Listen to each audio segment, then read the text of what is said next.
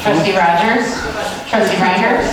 Trustee Pazmino. Present. Trustee Consolino. switch with Present. Trustee Fialco. Present. Trustee Laha. Present. And Mayor Yukich. President. Is there any amendments to the agenda?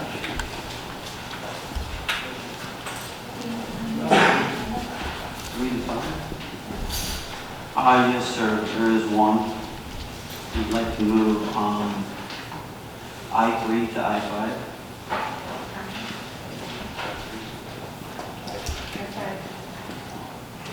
And I-5 up to I-3.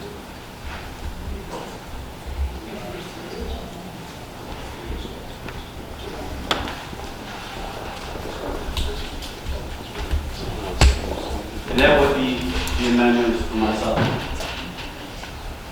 Are there any? As far as, Carrie, I guess I need your help with this one. If we're going to remove something for the agenda, is it appropriate to wait till that item comes up, or can I also do it now? You make a motion to remove the item from the agenda, and get a second, and then the village board act on that. Right, I can make that motion now, not wait till the subject matter comes up in the agenda? Yes. Okay. I would like to make an additional amendment to remove the ordinance.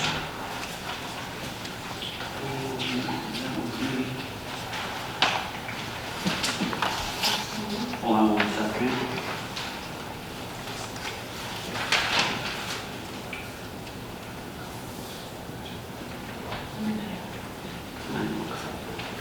I would like to remove I'd like to make the motion to remove I-9 from the agenda and basically table that for at least one meeting. So moved. Second. All in favor? Wait, a little confusion. Trustee Fialco, you were making that motion, correct? Correct? So Second. Ruben, you seconded, correct? Okay. Is there any other discussion? Madam Clerk, call the roll, please. Trustee Fialco. Aye. Trustee Pazmino. Aye. Trustee Rogers. Aye. Trustee Reinders. Aye. Trustee Consolino. And Trustee Laha.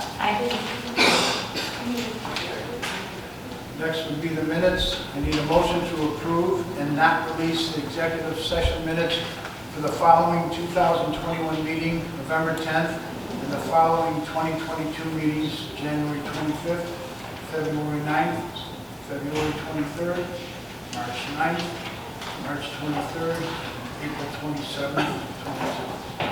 I'll make that motion. I'll second. Discussion? Madam Clerk, could you please call the roll? Trustee Reinders. Aye. Trustee Rogers.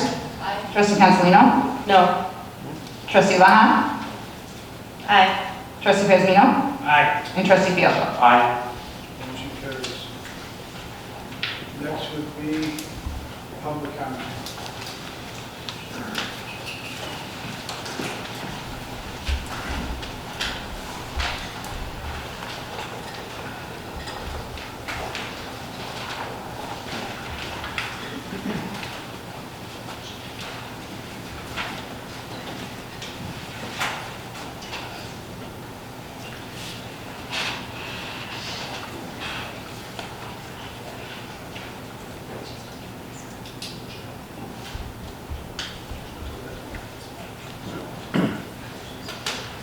John Swanson.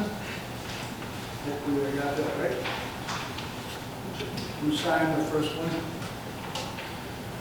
Address 13645, West Chicago, Bloomington.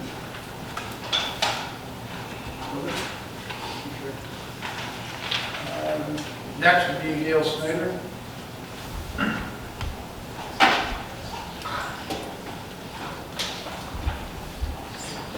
Good evening, Mayor Yukich and trustees. 2 days ago, the Homer Township Board voted to approve putting up the sale of 2 open space farms, the Purdy and Paul Farms. In total, they are over 140 acres of land.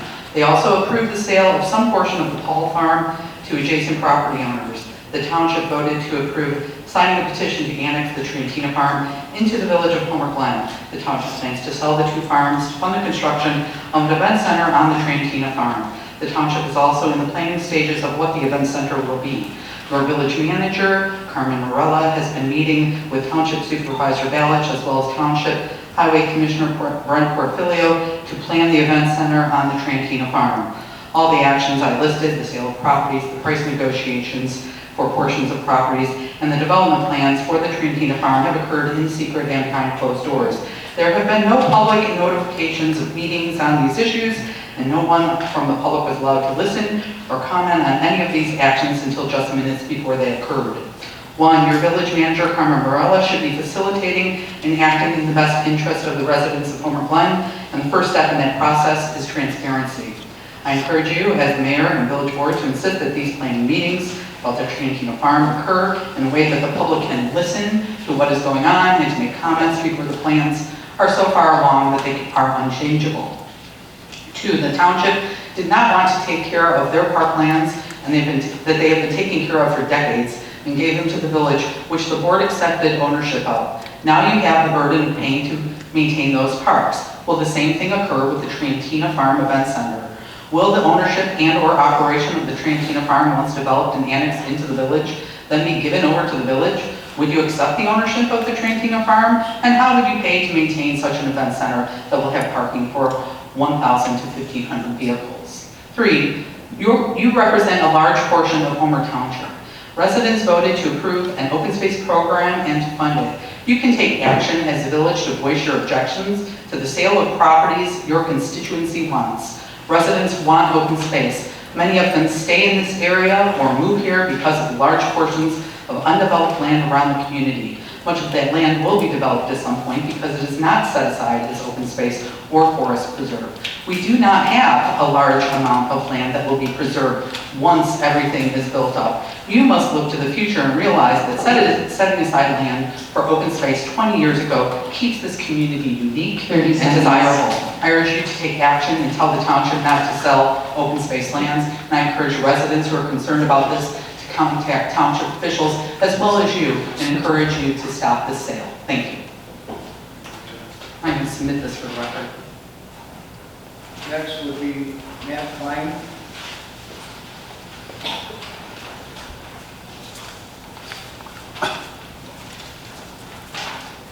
Good evening. I'm the attorney for Barth Enterprises, that's the applicant for Villas of Old Oak. Jim and I are here if you have any questions when that comes up on the agenda.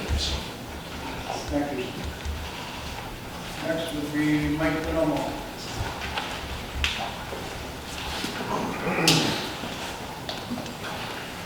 Good evening, Mayor. Good evening, village officials, Homer Glen. What I'm here to talk about is the Senior Lifestyle Expo. It's something that happened this past Saturday at the Hadley Middle School. How it evolved is an idea. I've been running the Homer Township Senior Committee for since I became elected as a township trustee, and I was doing bingo the second Tuesday of every month. And we would bring in visitors and speakers, and then I came up with this idea of maybe have the speakers gather together in one place and have a grand expo with them. So by talking, Mark Arwin and me started to talk, and then we said, why don't we just make a big event? So a couple of steps we had to take in place is getting people in place to work with us to work on the expo, get a venue, get vendors, all the above. So we put together a group of people from the village, from the township, some businesses in the area, and Craig Shaw, the superintendent for 33C, gave us a venue. He allowed us to have the school, no questions asked. We were able to work with the gym, the cafeteria, the library, and one other side room to run the event, no questions asked. With that being said, we went around to the community to get different vendors involved, and we were about a month before the expo was to begin. We had about 25 vendors signed up, and we were getting a little bit nervous. Then we put our foot to the pedal and went around, got a little more aggressive. We had 58 vendors at the show, and it was our first annual senior expo. We call it Lifestyle. And some of the things that we had there, we had a magician, and we also had a 360-degree selfie station. What else did we have? We had a band or playing a guitar. And thanks to Ruben from Gavi, he compensated us for the band player, and his name was yeah, and a guy who plays around Lockport. The magician was paid for by Restoration Associates. It's a family-owned company by, my father owns. So we picked up that. What else do we have? Rosie was generous enough to provide all the pastries, the coffee, the drinks, everything. So we had that provided to seniors at no charge. We got some donations, one from Mora Builders.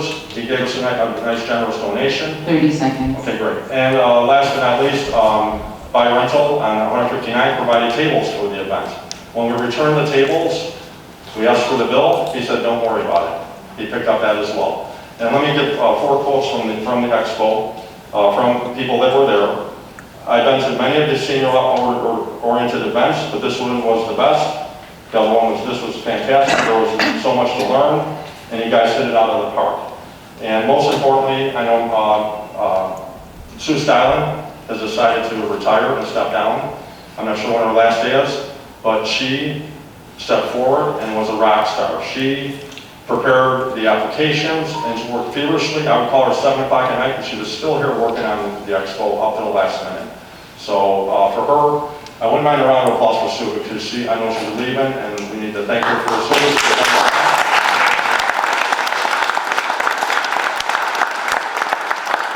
And last but not least, we will have a second event next year. The date is yet to be determined. Thank you.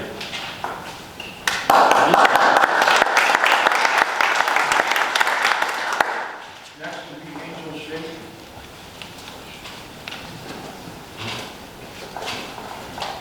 Good evening, Board, Mayor, residents. I just wanted to reiterate, basically with Mike Bonomo said, I appreciate that the village and the library and the township all came together. We had a great expo. We had so much positive feedback from the seniors. It was a really nice thing. I don't think that people realize, people that aren't seniors, a lot of, even our kids and stuff, they don't realize, and we had so many volunteers come in, so many kids came in and helped, young adults. They were able to get some service hours, but they really just enjoyed doing it. The roadies brought their whole family, and their girls were there taking pictures for us and keeping track of the little ones that were running around. The sheriff's department, the fire department, we had a canine unit, a little drug bloodhound that the couple kids that did come with their grandparents or their parents, it was the cutest thing ever. They had so much fun. But I just want everybody to know how much the seniors really appreciate this, and I'm glad this is going to be an annual thing, because sometimes we don't think about the people that don't get out a lot and everything else. We do the senior bingo once a month at Cross of Glory generally, but and even there, everybody, all the seniors are always so grateful. So I just wanted to say thank you on behalf of the seniors and the residents, and thank you for working with us to do this.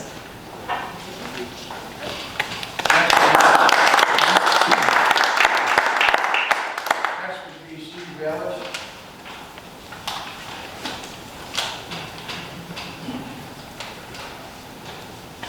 I'm here to talk about the forgery, but before I do, I just want to make it clear to everyone that statements from people that are pissed off about what the township is doing, they should probably come to the township and they'll come to our meetings and express them. They did. And then they'll realize that everything we do is under advice of an attorney. We don't do anything without our attorney. So we don't do anything wrong, and we're operating according to the statutes. And we do not have a committee, so that's why we don't have any meetings. I'm meeting with the people, and I ask Carmen to come with me sometimes, and the same with Brent Porfilio, and Vicki Bozen. But we don't have a committee for that. We don't have one yet, because I don't want to have everything leaked out like it happened before, and a bunch of lies and rumors and misinnuendos were put out about the things the townships were doing on Facebook, and it killed the deal. I don't want to see that now, so I'm holding back. There's going to be in October, people are going to find out about it. In November, we're having a workshop. So when people start going on Facebook and saying baloney about the township, it's baloney. Don't believe what you see in that stupid Facebook. Anyway, moving on. About 3 months ago, there was a forgery. 3 months had passed. We still don't know. That means whoever did that forgery could be signing checks, could be signing other documents. And there's a bunch of people in the room that are my friends. And I don't want them accused unjustly. I don't want anybody that works here being accused unjustly. I said it before. And now, 3 months passed. I think it's been about a month or 6 weeks since you got a person to identify an expert to look at the signatures. So I decided that since I live here, and I don't want to see anyone stealing from this village. It's a bunch of baloney stealing from the village, because that's what this is. That person could be signing every other document. How the hell do we know what they're signing? So I'm going to turn all the information that I know over to the Illinois State's Attorney, and I'm going to call the Illinois Attorney General and get them involved. Because I want this to be found. Whoever did it needs to be getting in trouble. And I don't care who it is, they need to answer to it. 30 seconds. So that's it. Thank you.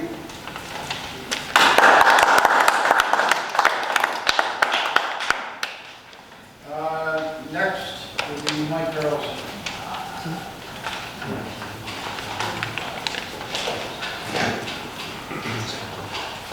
Good evening, everybody. Well, I wanted to start saying, Carmen Morelli, you are an excellent village manager. You have my total support. The Homer Stallions, we're going to come here tonight and thank you for everything you've done for them, but they are in a game right now. So I could not get them to come. The coach wouldn't let me have them over here, so I said I would speak for them. But they are going to make it in here and shake your hand because they really appreciate it. Okay, are we asking the wrong questions here? So there's a couple of issues that keep circling around the village and our meetings, and I think the wrong questions are being asked. So number one, the first question, who forged the mayor's signature on the liquor license for the fest? Mayor Yukich has sworn up and down that he did not sign it, the 2022 fest liquor license. Although this needs to be addressed, my question is, who signed the liquor license? George has served in this community on the planning and zone. He also served as a trustee and is in his 6th year of mayor. Yes, he is the mayor. Mayor Yukich, knows that the fest is our biggest village fundraiser.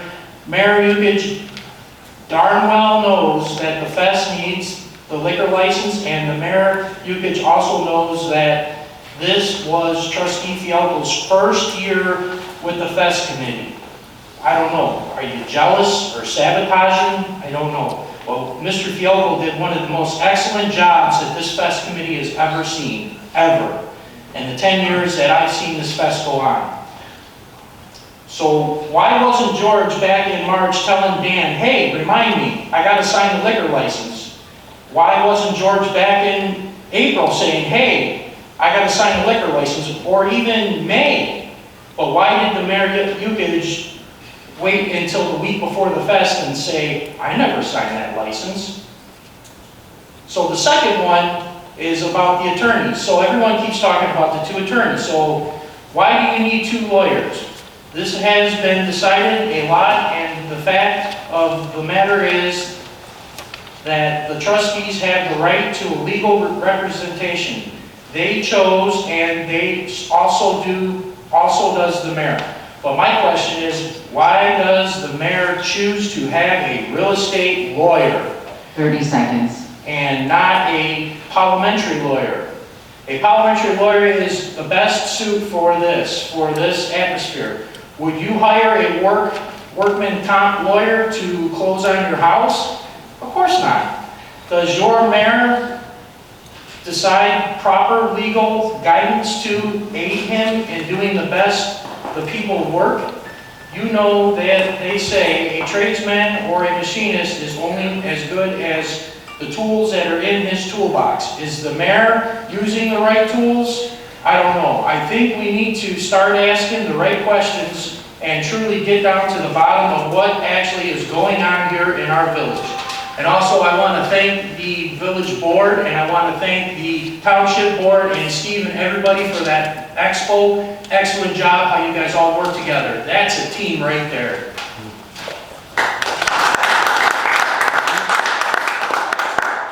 And Mike, anytime you want to ask a question, you're more than welcome. I just did, answer them. I'm not going to take an hour to pull a bunch of nonsense that you just said. Yeah, a bunch of nonsense, my ass. You want to watch language? Well, that's not nonsense, what I just said. That's the truth. Yeah. Okay, I'm in my 8th term, Okay. or my 8th year, not 6th. All right, keep lying. All right, enough. That should give me some humor, so. Next will be reports and communications. Guess I'll start out with it now. For the last few days, I've been bombarded with phone calls about what's happening with parks and with farms and other things. I'll go into detail. But Steve, I do have a couple concerns. And as you asked me before we got, who's forced it? I don't know. You guys decided to spend $3,800 to figure out who signed it. So who did sign it? I'm sure as hell didn't. So, and I'm not making up anything. And I also knew probably 3 or 4 weeks before, because that's the first time I saw the paper. So, but Steve, I have some other concerns. With the Welter Farm, and that trying to have a bunch of houses put on it, it's wrong. It's not our property. It is not this village's property. That is the property of the people of Homer Glen. Hall Farm, Purdy Farm, Trantina Farm. We're trying to get rid of all the things that this Homer Glen is built and way before Homer Glen. I don't understand why you want to sell something and you don't have the right to do it. I'd love to see a lawyer. So you're saying this is the best lawyer here? Let him prove to us that that's his property. I'd like to see that. You know, with what he's trying to do right now with the property, what kind of blows me away is 2 years ago, 2.5 years ago, when Dan Myers was still in office, I went to a bunch of the meetings that you were at, and Jennifer, and for those meetings, most all I ever saw is you beating up her, telling her she can't do this, she can't do that. I never heard Pam one time ever say that she wanted to build anything on it. She thought about it. She didn't say she wanted to build it. So what I don't understand now is with you having your meeting last night and some of the people calling me and telling me what you had said, if it was so important that Pam couldn't build it, what makes you different? I just don't understand how you can just take something, say it's yours. And it's the same thing with the parks. When we voted on the parks, I don't know why we took it because we already have been a park and we didn't have to pay for it. But now what we do have to do is we have to pay to maintain it. And Steve's saying that he eliminated the tax in the township. Yes, he did. But now the township, they put the bills on us and we're paying the taxes. So it doesn't make any sense to me that, you know, if you're trying to help people, be straight up. You know, if you screw up, you admit it. But a lot of the things that are happening right now, it's not truthful. And that's what we're here for. And for all the people that have, well, very few have ever said I'm a politician. Because I'm not a politician. I'm a public servant. I ran because things I saw I didn't like and I thought I could make them better. This is what I'm trying to do now.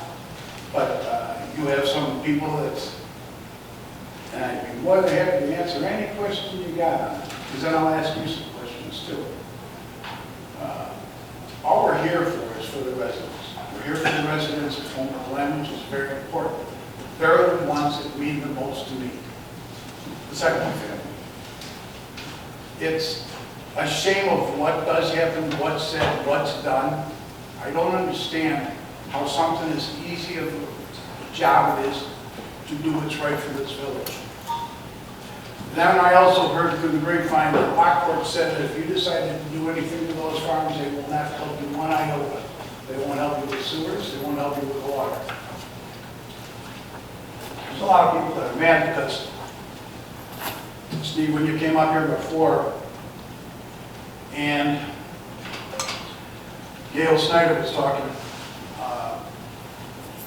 she wasn't interrupted at all here. But when they go to the meetings that you've been, I've gone to a couple of the meetings. I stopped going to them because it gave me heart palpitations because I'm thinking, what the hell are you doing? So I just think some things have to change. We have people on this board that can actually do what we're supposed to do. Now we just have to get everyone to do it. And quit making up stuff because it's horrible. And no, I haven't had an affair lately either. Because the last time I was having an affair. So, you know, you guys just make up things. You make up things about a lot of people. There's a policeman that they did it to too. And it's just downright nasty. So, with that being said, I'll go over to the next. We'll go to the trustee. We'll start on yours. We'll start on your side. Trustee Consolino. Good evening, everybody. First and foremost, I want to start out with saying thank you very much to Sue Steinman for all her hard work that she did with our Senior Expo, for all of the hard work she's done for all of our events over the years. Her dedication, not only to this village, but to this community, definitely needs to be acknowledged. We hate to see her go. She resigned this week, but we wish her very well in her endeavors ahead, and that she will be greatly missed. So thank you again for Sue. I also like to say thank you to Ronald Cuss and Tony Drapik for stepping up to the plate and applying for our EMA team. We're greatly needed, and I look forward to your possible appointments tonight. I'd also like to bring up, I'll bring it up under something else, but I went to the Senior Expo, I assisted with the Senior Expo. I just want to give kudos again to everybody that participated. I love seeing the joint effort between the village and the township, and I look forward to seeing more of that. And that's all we have to report for tonight. Thank you. Thank you. Trustee Lahat. Thank you. I also want to say thank you to Sue. I've had the opportunity to work very closely with her the last year and a half, and she is above and beyond of what is required of her. So I'm going to miss her work ethic and her kindness and just her passion for this community.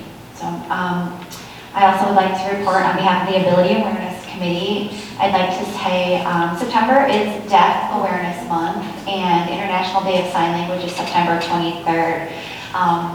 We have what I like to call her Homer Glen's sign language coach. Her name is Dawn Merrick, and she not only helped me personally be able to sign recently, but she also helped the community learn some basic sign language a few months ago. So I'd like to have her back, but I just want to publicly acknowledge that September is Deaf Awareness Month. We will also be planning our next roundtable discussion, and the topic will be, there's two things, we're going to divide it in half. We're going to be talking about the Will County services that are available for disabled and special needs individuals, and we're also going to be talking the legal side of things, setting up a trust, setting up your future for your young adults who may be hitting that 22-year-old mark where then what? So we would like to host a roundtable to help you kind of guide you and have some legal advice there. We also will be volunteering again for the Best Buddies event in October. So if you're interested in volunteering with us, please reach out. We'd love to have you. And let's see. Oh, plastic caps. We have concluded our plastic caps collection. I heard somewhere around 800 pounds were collected, which is huge. So congratulations. Thank you to everybody who dropped them off. Thank you to Karen Adamchek, who kind of did the dirty job of taking care of them. And I know some of the village staff are going to be excited to know that we no longer have to collect those in the front. So Unfortunately, the benches that they were collecting for are no longer collecting or providing benches, so we are going to be probably recycling them. So if anybody knows anybody who would like 800 pounds of plastic caps, please let me know. I have a whole bunch for you.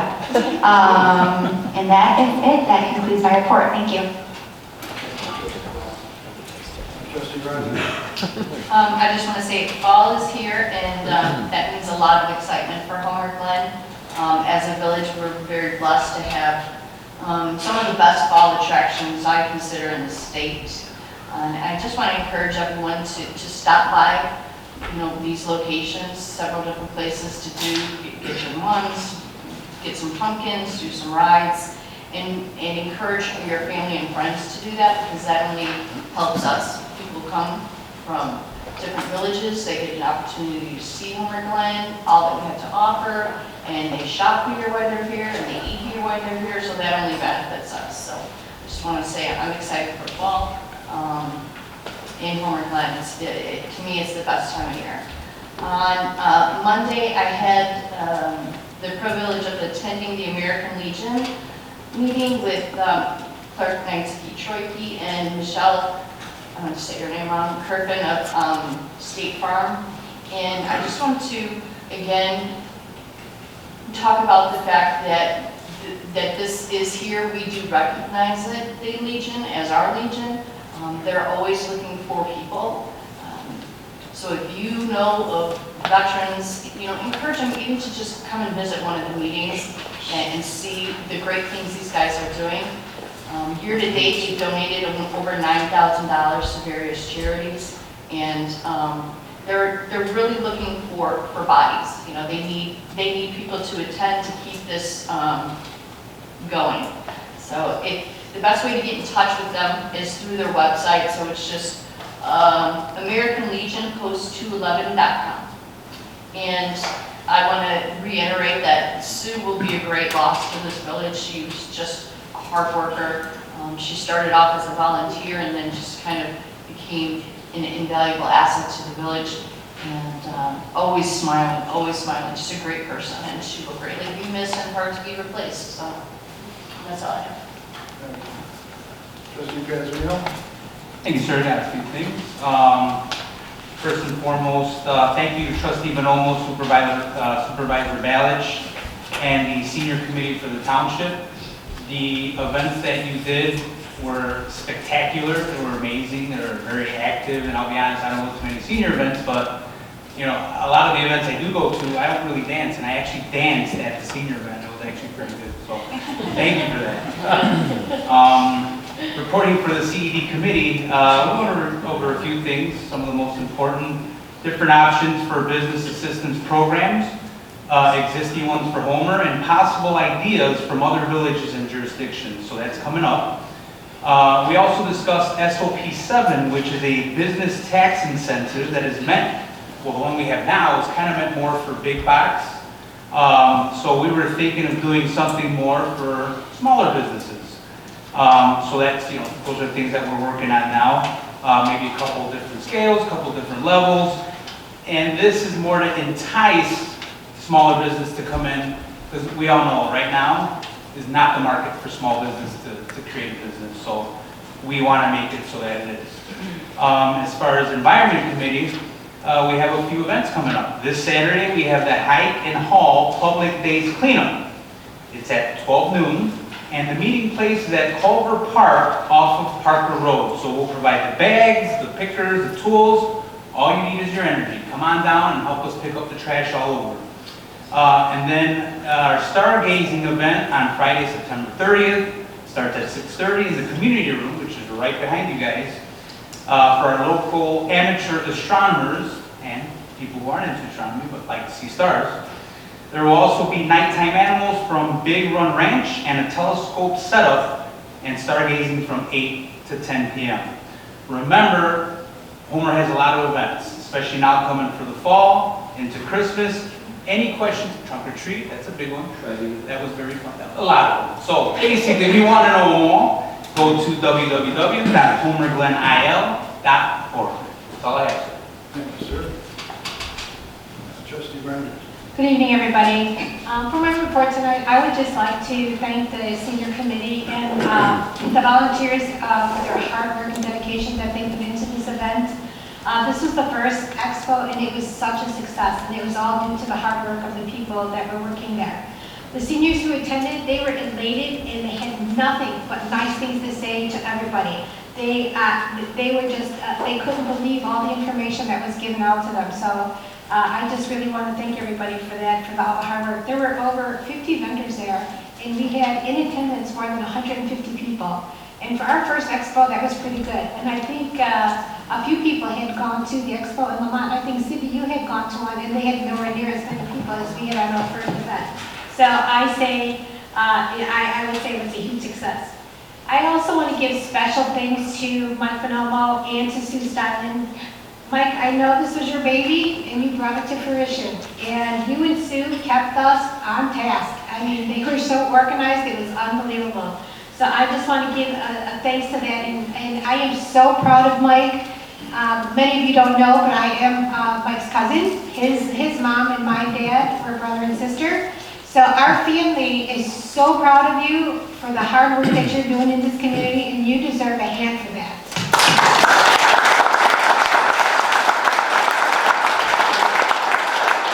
I'd like to say that this was a perfect example of what happens when people work together. The township and the village have been at odds for many, many years. And for this event, everybody came together in unity and harmony for this village and for this township and for the seniors. And I can't wait for next year, and I can't wait for any other ideas our committee is going to be bringing together to benefit the seniors of Homer Glen and Homer Township. And also, for the senior bingos, there's been some questions on whether or not other people from other communities can participate. Absolutely. The more the merrier. We welcome everybody. Lamont, New Lenox, Lockport, whoever would like to participate. And another bit of good news I'd like to share with everybody is that Sue and and I am going to miss Sue probably the most out of a lot of people. And I don't want to get choked up, but her and I have worked together on so many different projects, and we're currently working on workshops for the seniors for once a month starting in January. We want to put a workshop together where they have a place to come and learn. I know there was a wealth of information at the Senior Expo, but sometimes it got a little difficult because there were so many people at one booth trying to get information. So we promised that we would actually do something more on an individual basis with the village and with the township, where maybe we could share events. So 1 month it would be at the village and 1 month it would be at the township. And we would bring information to them. We would bring a speaker in, let them give them the information they're looking for, and we're going to let them be the driving force on this and let them tell us what they need to, what information they're looking for. So I was real happy about that, and they're real happy. And like I said, I will miss you desperately. That's my report. Thank you. Last would be Trustee Fielko. All right, just to change the channel for a moment here. On Sunday was September 11th, 21 years ago when that event took place. So if we could please all just have a moment of silence for the victims of September 11th.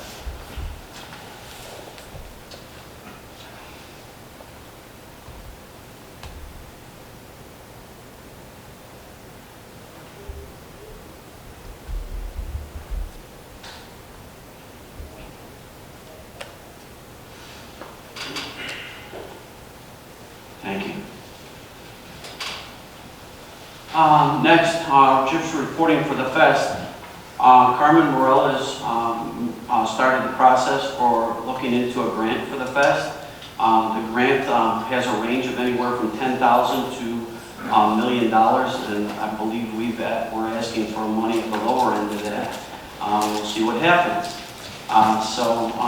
The other thing is I'd like to say is happy birthday to Trustee Castellino, who had her birthday on September 7th. And also, I'd like to congratulate Mike Bonomo, Cindy LaHav, and Sue Stalin were the main hub to the senior event. Everybody's talked about it tonight. are always people that are going to criticize things out there. Mike, I know that some people were saying things, but keep your chin up, walk forward, and I can't wait till next year. With all the things that were said out on Facebook, which was shameful, I don't very often go on Facebook to post too many things, except to congratulate people or to compliment the business that's invested in Homer Glen. But the one thing I did post is I'm very proud of, similar to the fest, the village and the township got together with the different entities from both sides and worked together like never before for the fest and for the senior fest. So the one thing I did post out there the other day, and I was a little passionate about it at the time, I guess, when I put it together, but I said, we the people to form a more perfect union of township and village, by the people and for the people of Homer Glen, with unity, compassion, and the promise to fix where we live, one soul at a time. And I don't think we could have had a better example than the senior committee and what took place this past weekend. So thank you very much. Thank you, Trustee Fielko. Mayor, I'm sorry, one thing I forgot to mention is that we do have the Scarecrow Walk again this year, and you can pick up the sticks here at the Village Hall, and more information, so you build your own Scarecrow, we put it on display out there, and there's a contest, so if you can get more information on it on the Village's website. I got one more thing, I'm sorry, I have so many events. So this Saturday, Dan Kenny, wonderful Dan Kenny, is having a shredding event at Ruby Agave this Saturday at 12 noon. I think it's from 12 to 2. So, yeah, go there, shred it all. Thank you. Anything else? That's it. All right. That's it for me, sir. Thank you. Next will be Village Clerk. Thank you, Mayor. I don't have a report, but I would like to thank Trustee Fielko for that moment of silence. I do think many people forget what took place on 9/11, so that moment of silence meant something.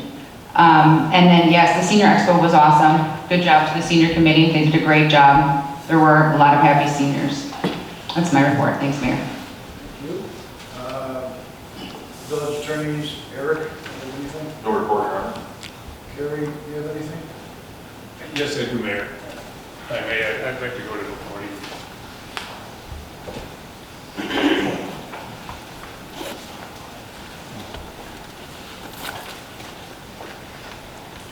First, I believe Mr. Carlson asked a question, why 2 lawyers? Well, I don't have the answer to that question, but I was once told by a very wise lawyer, as he was getting ready to retire, he said, always remember this, a town without lawyers has plenty, but a town with 1 lawyer needs 20. So with that may help you to answer your question.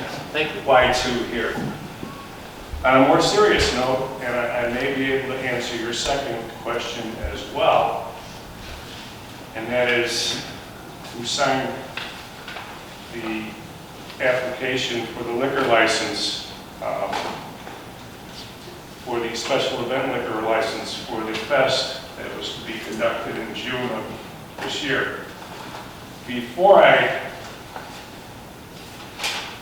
dive into it, you'll recall in July of this year, the board hired KDX Forensic Consulting and Kevin Kibaki to conduct a handwriting examination and comparison of the signature of Mayor Yukich on the May 11th, 2022 application for the state of Illinois special event liquor license to determine whether or not it was signed by Mayor Yukich.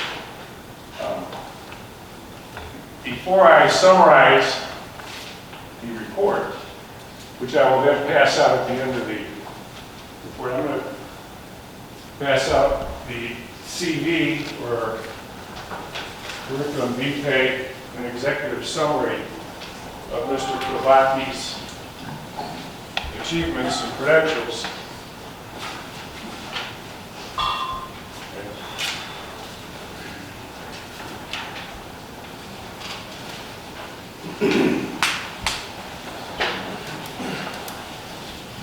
You don't get one.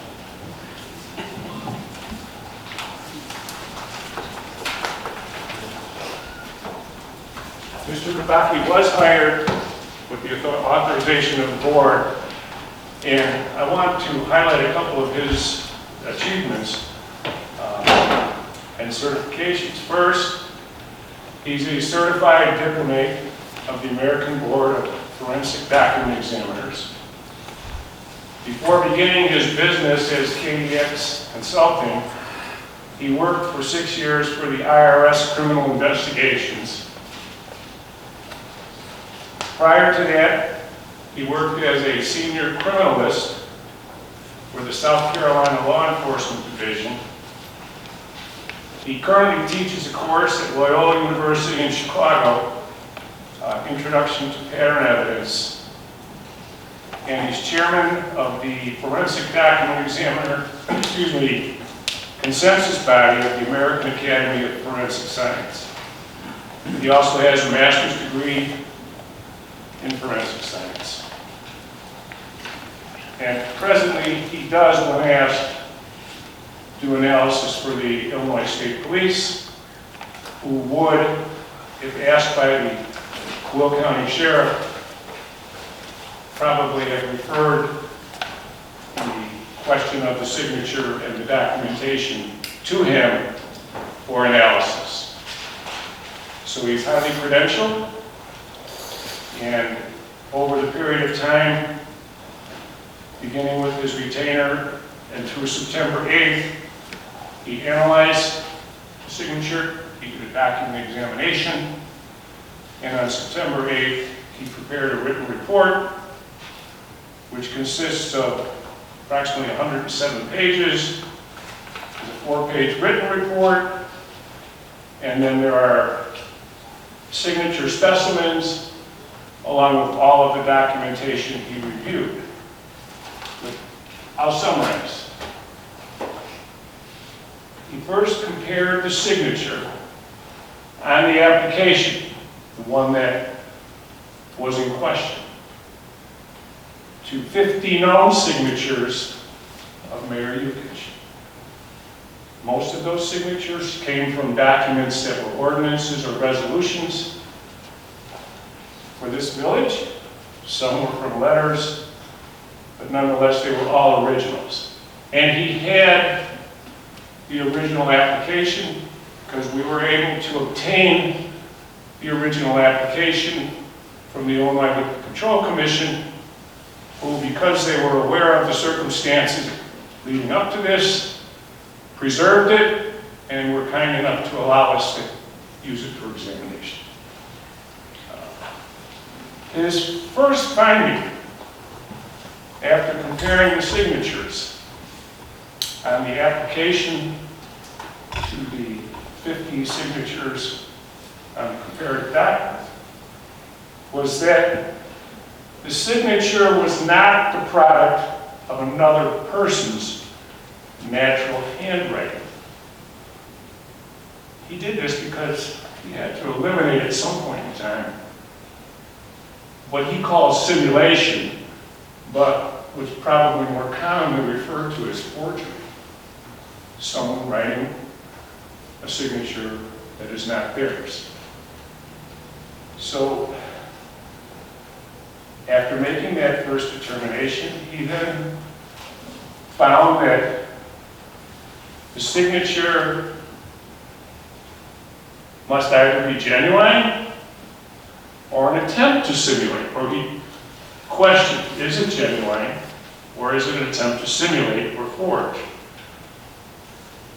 He reviewed the signatures and found that the application in question contained no less than 14 significant similarities to the signatures on the 50 documents it was compared to. He itemized them as letters A through N, but did not limit it. And he did not qualify his report or limit his report. After making that comparison, right, he found that the signature was free from any noted characterizations of simulation or forgery. Okay? So he eliminated forgery. Once he eliminated forgery, once he completed his comparison, he had a review of the documents that he was presented. All original documents and all randomly selected, but all with your signature. Which, by the way, he found you have a very stylized signature, which means, in effect, like so many others, there's no one character letter that you can pick out. Okay? But he found, and I'll read his sign, because I want to be fair to you. But I also want to be fair to the people that work in this village and to the village. He said, the cumulative combination of the significant similarities noted above, those are the 14 I just referred to. And they're in the report, and you can all read the report. And the absence of characteristics indicative of simulation, forgery, provides sufficient evidence to determine that it is probable that George Yukich did write the question George Yukich's signature appearing on item 1. So, that's his conclusion. And I've heard you reiterate again this evening your denial. Well, he stands by that conclusion. He will testify to that conclusion.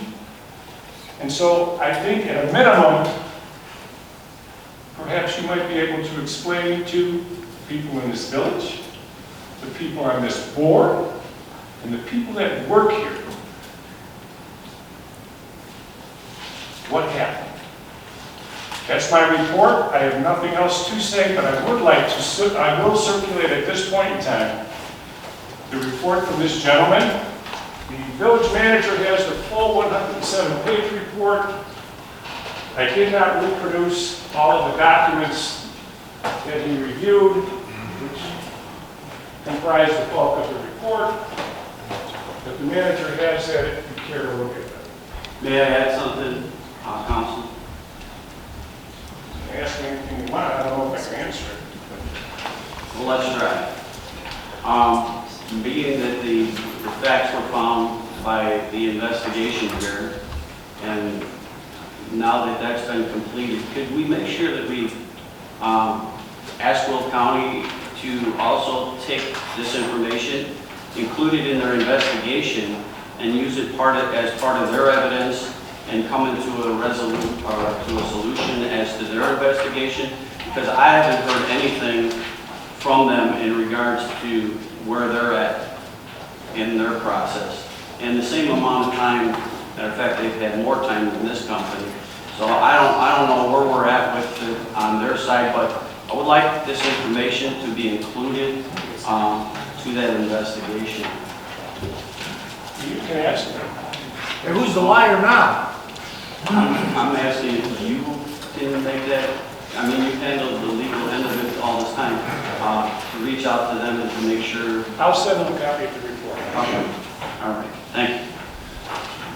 I've sent you, I've handed out to all of you the report, a copy of the original application that was submitted. You can draw your own conclusions, but I'll rely on Mr. Kovai. Does anybody want to go into executive session right now? Or do you want There's to no take reason it? to go into closed session.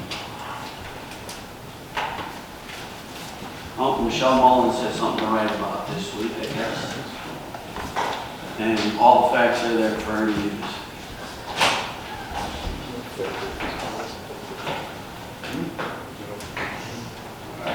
Public safety officials. No. Jeff? Anything? No. As long as we're on that, could I ask you one question, John, to do it under oath? I have no report, Mayor. Now we're on the consent agenda. Consider for approval the accounts payable for a period of August 26, 2022 through September 15, 2022 in the amount of $197,901.16. So moved. Discussion. I'm sorry, I only heard I'm sorry. the first, there's a second. And the second, assume. Trustee Rogers.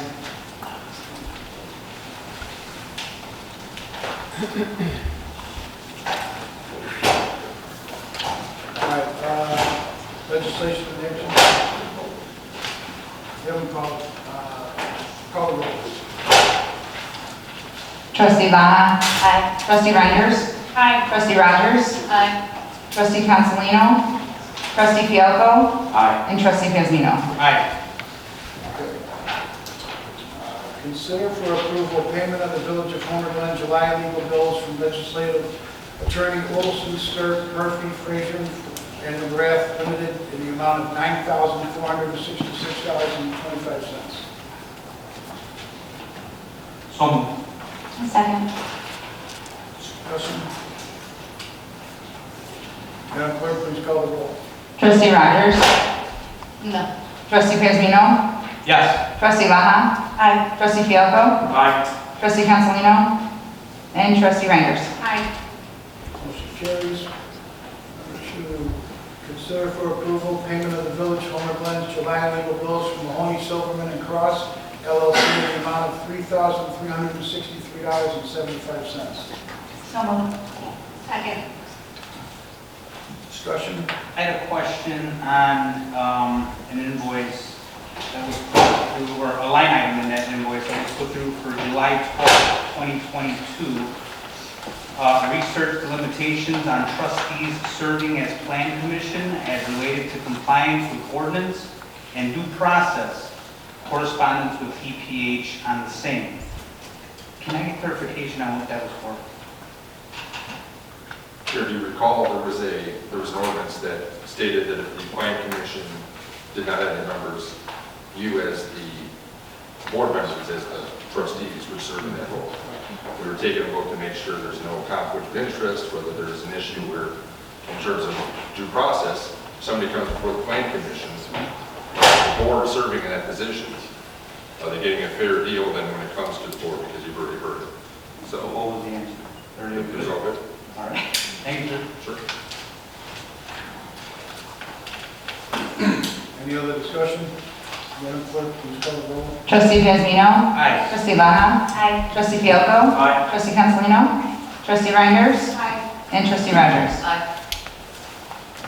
Motion carries.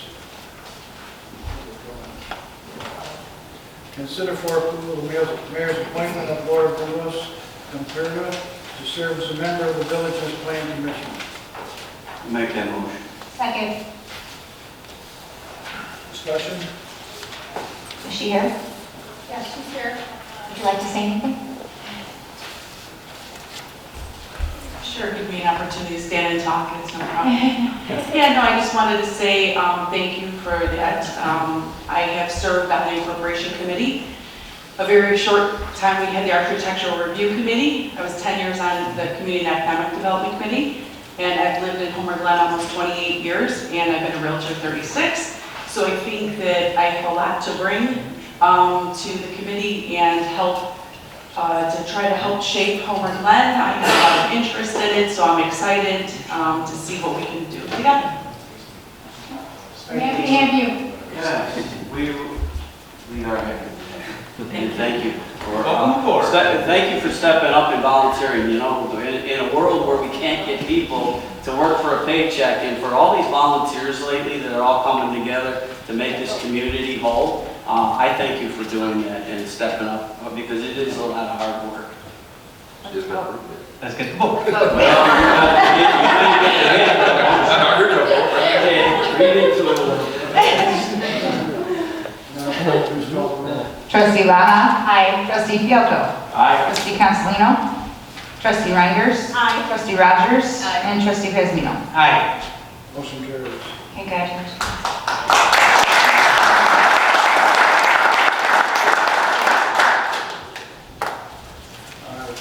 Order number 4, consider for approval the mayor's appointment of John Hans, serving as chairman of the village's planning commission. Do I have a motion? Second. Discussion? Is he here?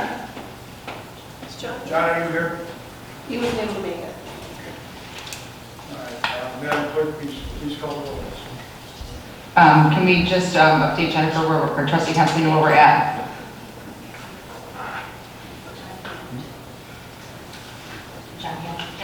Trustee Fialko?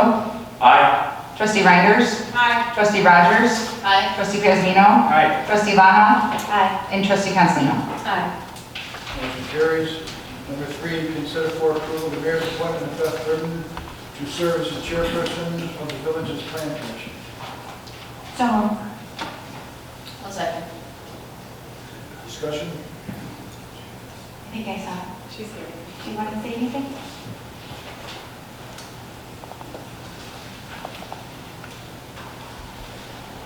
All right, thank you, everybody. And thank you for the consideration for chairman of the Plan Commission. It's been my honor to serve the community since 2017 under 3 chairmen who I've learned quite a bit from during that time, as well as my fellow Plan Commission members. I'm happy to work with and have a great relationship with the village staff, specifically Director King and Assistant Director Garbe. And it's been a great experience, and I look forward to continuing to serve the village. If you have any questions for me, I'm happy to answer them. Thank you, Madam Clerk, could you please call the roll? Trustee Castellino? No. Trustee Rogers? Aye. Trustee Piazmino? No. Trustee Fialko? No. Trustee Laha? Aye. And Trustee Reinders? No.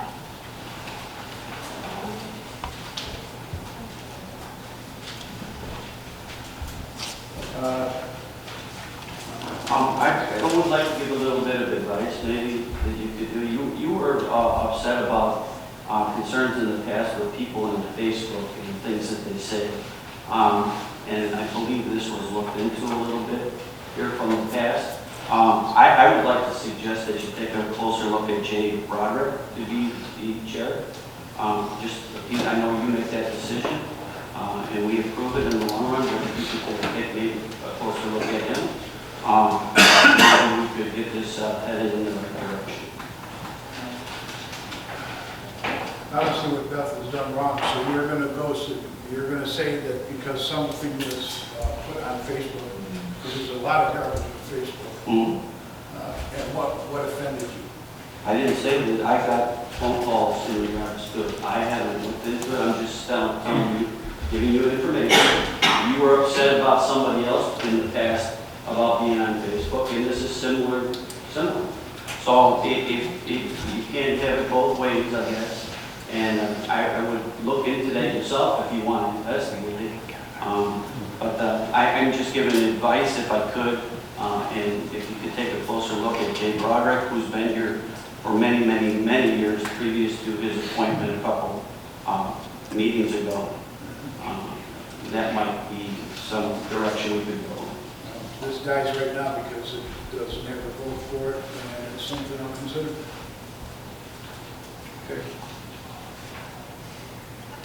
All right, Beth. Next would be consider for approval ordinance number 22034, an ordinance amending Exhibit A to ordinance number 1061, entitled the ordinance creating the position of ESDA coordinator and establishing the duties thereof. So moved. I'll second. Wait, who? Jennifer had it first, I had to. All right.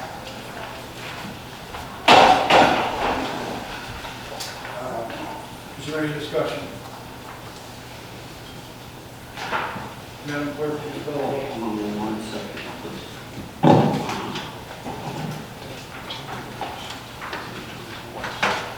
Okay, thank you for the pause. Madam Madam Clerk, will you call the roll? Trustee Reinders? Aye. Trustee Baha? Aye. Trustee Fielko? Aye. Trustee Rogers? Aye. Trustee Pazmino? Aye. And Trustee Cancelino? Aye. Motion carries. Next, consider for approval the appointment of Ronald Cuss as a new emergency management agency coordinator. So moved. I'll second. Discussion? Did everyone get a chance to meet him tonight? Yes. Yes. No. Is he here? Ron, you want to step up to the podium, introduce yourself to the board? Nice to meet everybody. My name's Ron Koss. Also referred to as Big Ren if that's easier. But depending on how you guys vote tonight, look forward to working with everybody. Anyone have any questions? No, I see you come with a great background. Yes. Thank you for being part of the application process. Thank you for being here. Okay, Madam Clerk, please call the roll. Trustee Pazmino? Aye. Trustee Baha? Aye. Trustee Cancelino? Aye. Trustee Reinders? Aye. Trustee Rogers?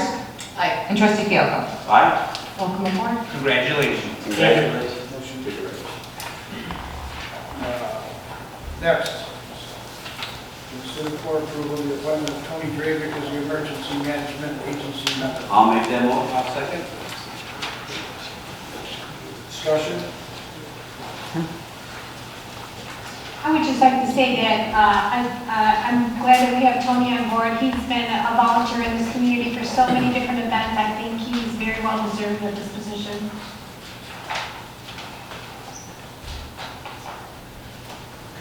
Madam Clerk, please call the roll. Trustee Reinders? Aye. Trustee Cancelino? Aye. Trustee Fielko? Aye. Trustee Baha? Aye. Trustee Pazmino? Aye. And Trustee Rogers? Aye. Number 9 is tabled.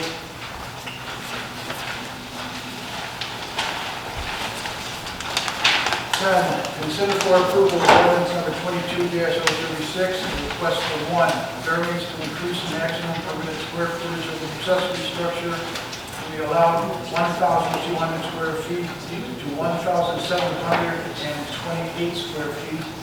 Variance to increase the permitted height of the accessory structure from 15 feet to 17 feet 6 inches, and 3, a variance to reduce required side yard building setback from 20 feet to 13 feet for certain real property located in R2 single-family residential districts, 13645 West Bloomington Trail, Homer Glen, Illinois, HG 2212-V.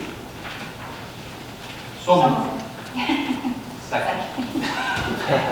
Ladies first. Right, ladies first. Thank you, I appreciate it. Discussion?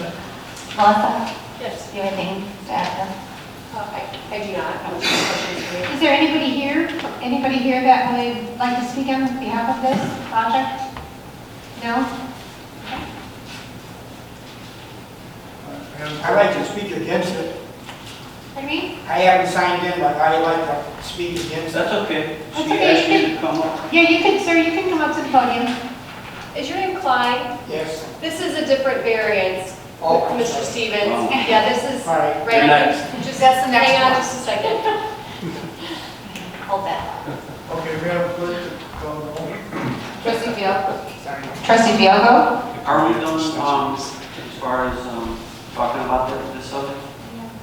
And, Melissa, Director King, you have no input on this at all that you'd like to add in addition to, what hasn't been said? On the 13645 Chicago Bloomington Trail variance, Yes. do not have any additional commentary unless you have specific questions about this one. There's 2 of these. Are you referring? We're on I-10. Okay, and it looks like the planning commission voted 4-0 to adopt this. This is a big change, but I have full confidence in the planning commission and their judgment. That'd be all from I also see that this has been granted at least 5 times, so something similar to this at least.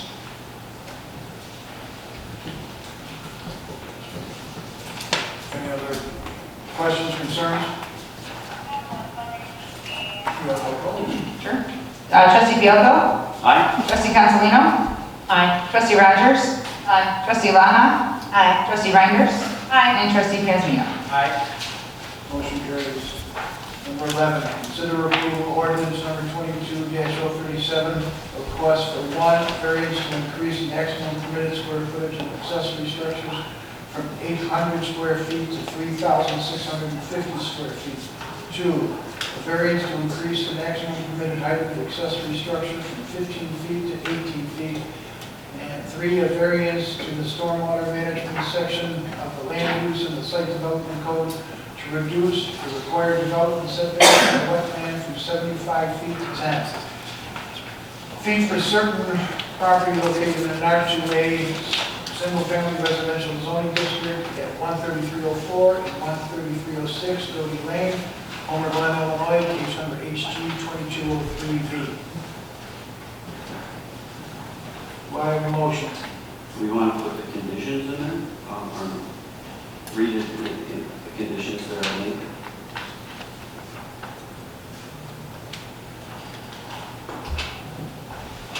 No? That's up to you guys. Well, no, there's 3 conditions beneath it, A, B, and C.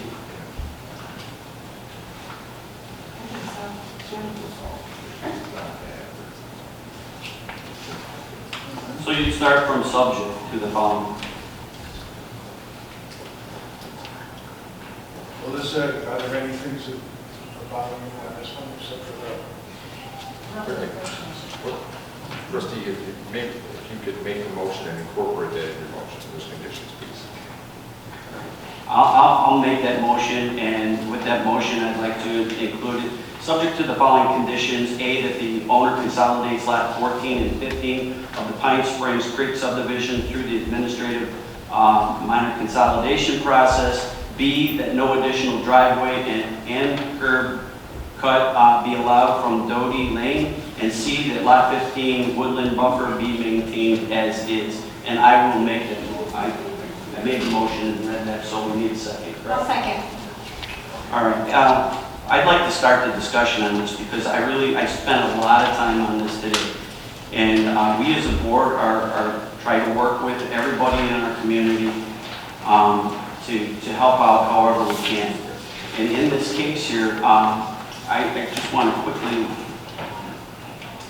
for one, I'll first give the bad things on it. First, let me give the good things. If you could, we pulled it up on the property here, or on the screen here for everybody. And if you look at the PIN number here to the left, I just lost it.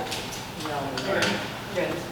Okay, the PIN number to the left on lot 14, where the house is at, it's a huge piece of property. And then it's gone. Is it bigger now? And then to the right is the second property, both owned by Mr. Fensel. They're not combined yet. And there are some concerns about the size of the structure to be put on this property. And there are some people in support of letting the structure go on this property.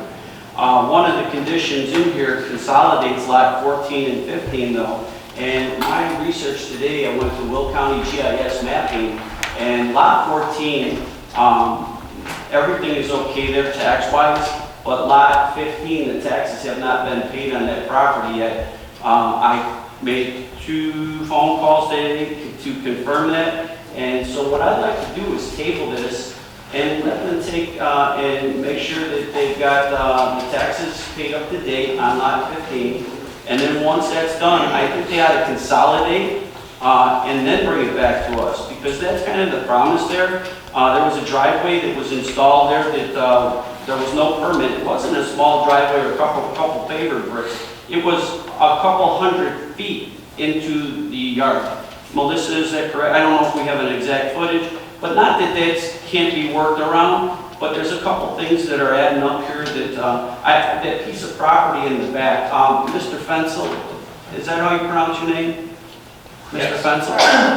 Is there, with that barn that's in the back, is there anybody living in that unit back there? I am Mr. Fensel. Yes, I know. There is nobody living back there. I don't know where that came from, there never has been. Right, and that's why I want to clear it up with you, so nobody lives in that parcel. And no one ever has, and no one Okay. ever would. All right, that clears that up. And right now, the size of that is pretty big, and now this other structure seems to be really big, but if it's over 5 acres, what you're doing is acceptable. Right now, we have to put this variance in, so it would be my suggestion to this board that you pay the taxes on lot 15, get that cleared up, and then from there, consolidate the two properties, and then bring it back to us. But by us sending it back to the planning commission, makes it so you do not have to pay the fee again. But if we vote on it tonight, and it gets voted down because some of the things that are going on right now, you would have to go through that process all over again. So my recommendation to the board, after I looked over this whole packet, it took up a good portion of my day, would be to send this back to the planning commission. You guys take care of your end of it, and then come back once that's sealed up. Can I address the board? Absolutely. Yeah. My name is Patrick Wood. I'm an attorney for Mr. Fensel. Thank you for allowing me to speak. The bill was paid today. I have proof of it if you'd like to see it. You can also go online and check that too. The parcel to the right, lot 15 doesn't have a mailbox, so apparently they had been sending the tax bills to that address, and no one lived there. There's no house there, there's no mailbox there. That was remedied today. They notified Will County of that, and they paid the bill online, and I have the receipt here today. So that's been paid. As to the consolidation, Will County instructed us to get the approval from the village first, and they're the ones who are going to consolidate the two lots together. So we're coming here first, per their protocol, to get the approval from the board in order to build this structure, and then we can then go to Will County and they'll consolidate the two lots. The pins will be combined, the addresses will be combined. So can I add just a staff opinion on this? Before you do though, could I please ask Eric, who is a real estate, he's involved in real estate and a lot of it, is this the right path to take? Either what I'm saying or what he is proposing? I would also like to point out that I do a bond municipal work to reset real estate. Yes, okay. What Yes, he's proposing is the legally appropriate way of handling it. Correct. To actually get the approval here, because otherwise the consolidation, okay. the county wouldn't recognize it because the variant, it would be in violation of your variances in order to consolidate. Carmen, can I ask you that question? Is that the proper way to do this? Usually county will look at the municipality first before they'll consolidate things. Okay, thank you. Can I add something? Also, when you go to consolidate, they ask for the signed ordinance. I think the biggest thing for me were the taxes. You took care of it. Yes. And it seems the consensus is to go through the municipality first. We don't want to be that barrier. You have to take care of what you got to take care of. So, thank you. Is there an HOA on that property? Because in here, there was something talked about the covenants. And now the covenants, I haven't had time to review that document. I did not have access to it. First, question one, is there an HOA involved in it? Now, you're the end property on the end of Doty. So really, you don't have anybody that close to you like the rest of these houses do down when you travel down Doty to get there. You're the end, you have a huge piece of property. You have 2 parcels there. When combined, it is over 6 acres. So you have a huge piece of land. You've got the wetlands behind you and everything else. But what I want to know for Doty Lane, is there an HOA? Not currently, and not for over 20 years. Okay. And as far as the covenants, there were some of the complaints in this, in the emails and at the meetings that it violated the covenants. Are you familiar with the covenants on that property? Not as in depth to address that. I think the comment made from one of the residents at the Plan Commission meeting was that the covenants are supposed to keep the area foresty, and that the objection was that building this structure at the back of the property buried in the middle of the forest that can't even be seen would somehow run against the covenants, and I didn't find that anywhere. Well, listen, you were able to get a hold of the covenants today. Did you see anything in there that would cause us a problem to approve this and then find out through the covenants that there would be some issue that would bring this back to the board? So what I found today indicated some restrictions on materials. So for accessory structures, that they must match the principal structure. That variance is not in front of this board tonight, so that's an administrative process for accessory structures. That would end with Carmen's decision. The other thing I did find, you did ask me about restrictions on people living in the structures, and I did find that tonight after rereading it, just sitting here, so there is a restriction. That does align with our code though, because we don't allow people to live and occupy accessory structures. So that would be the same regulation the village would have. And then there is some reference in here to keeping the property forested and in an environmental way. But the variances that are in front of you, there's no, that I can see, any location restrictions or size restrictions or number of structure restrictions in these restrictions. I also don't know if, we have obviously two attorneys here, if they have an opinion on where the village lies when we have covenants like this and what the village's jurisdiction is over these types of covenants, because the variances being requested from the applicant really are based on our own village code ordinances, and if there's no HOA and no one managing this covenant, I think it would end up becoming potentially, I guess, a civil lawsuit.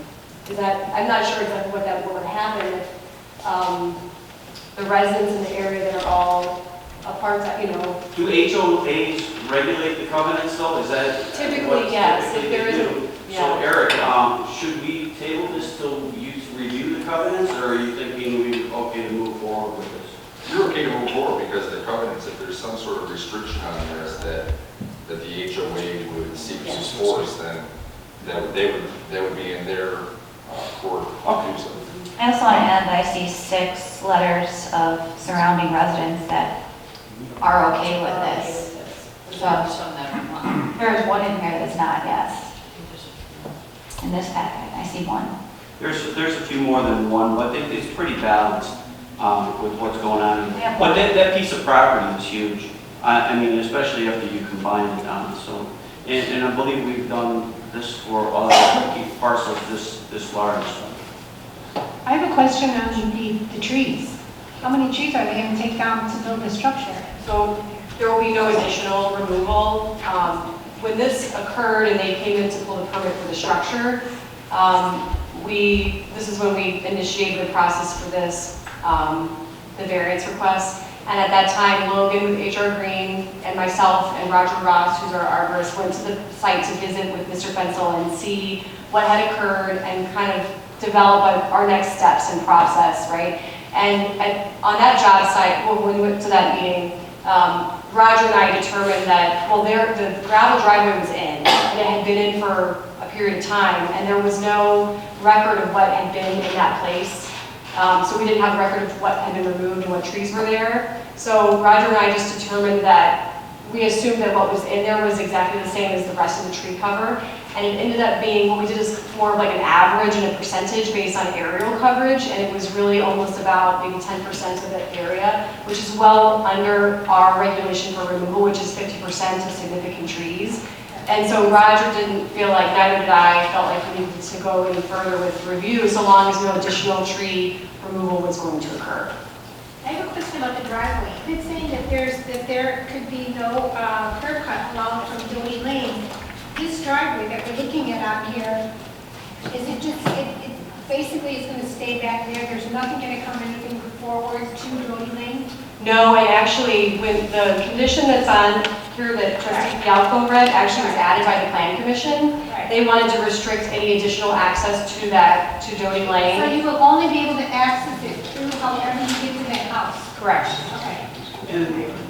And they also wanted to maintain that buffer out front so that they're not allowed to remove any more trees around the cul-de-sac. I have a question about number 3 though. With the setback in the wetland, we know that at times we've had problems with drainage and water, and they're asking to go from 75 feet to 10 feet. Now, a lot of times I'll go out and take a look at things. I did not go out to this piece of property to see what I'm asking about. But do we see this as an issue in the future with with flooding of any kind, not even for others, but for themselves, we're going to be asked to try and do something because now that development was built with this variance that we would possibly give. I mean, it almost seems like it would be prudent on our behalf to make sure that should there be any flooding on that structure or to that structure or any damage, that this village is held harmless. The engineering, the delineation, the grading plan, everything that's been presented has been reviewed by our third-party engineer. They recommended to our staff, myself and planning and zoning, approval of this. If the village board is okay with the structure itself, they just don't want them to move this driveway anywhere else because there would be additional impact, obviously, to trees and also grading. If you can notice on page 6 of the staff item, you'll see that the wetland buffer encroachment is really just in one small area where the delineation comes to within 10 feet of that driveway that was installed. The rest of the buffer is well within our regulation. It's in our code.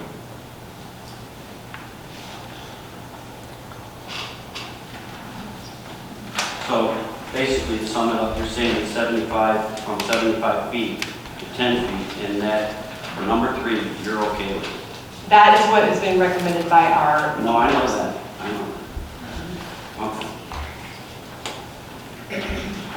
Could we have something drawn up in the meantime, and I could possibly make that motion to include it, to hold us harmless in regards to number 3? And anything that could happen after that? You can, but go ahead. You have immunity, toward immunity, under the issuance of, under the Illinois. The village does. Yes. Giving this, okay. So Just as long as I know that you're we're harmless, you're not doing anything other than granting a variance per this ordinance. You're not creating. No, the only reason I ask is because of the situation we have to the north here with the other thing that Jennifer worked on for a long time with the folks to the north and the flooding that was going on there and the pieces of property that were built on.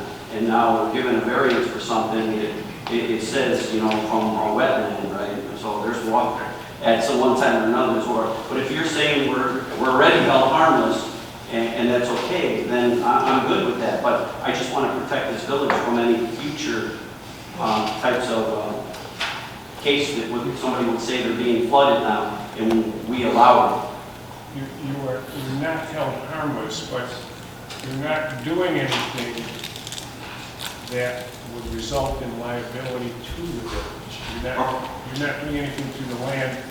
You're essentially giving them permission to vary the requirements of your ordinance with respect to a number of things, but one of them is the extension of this, what do you call this?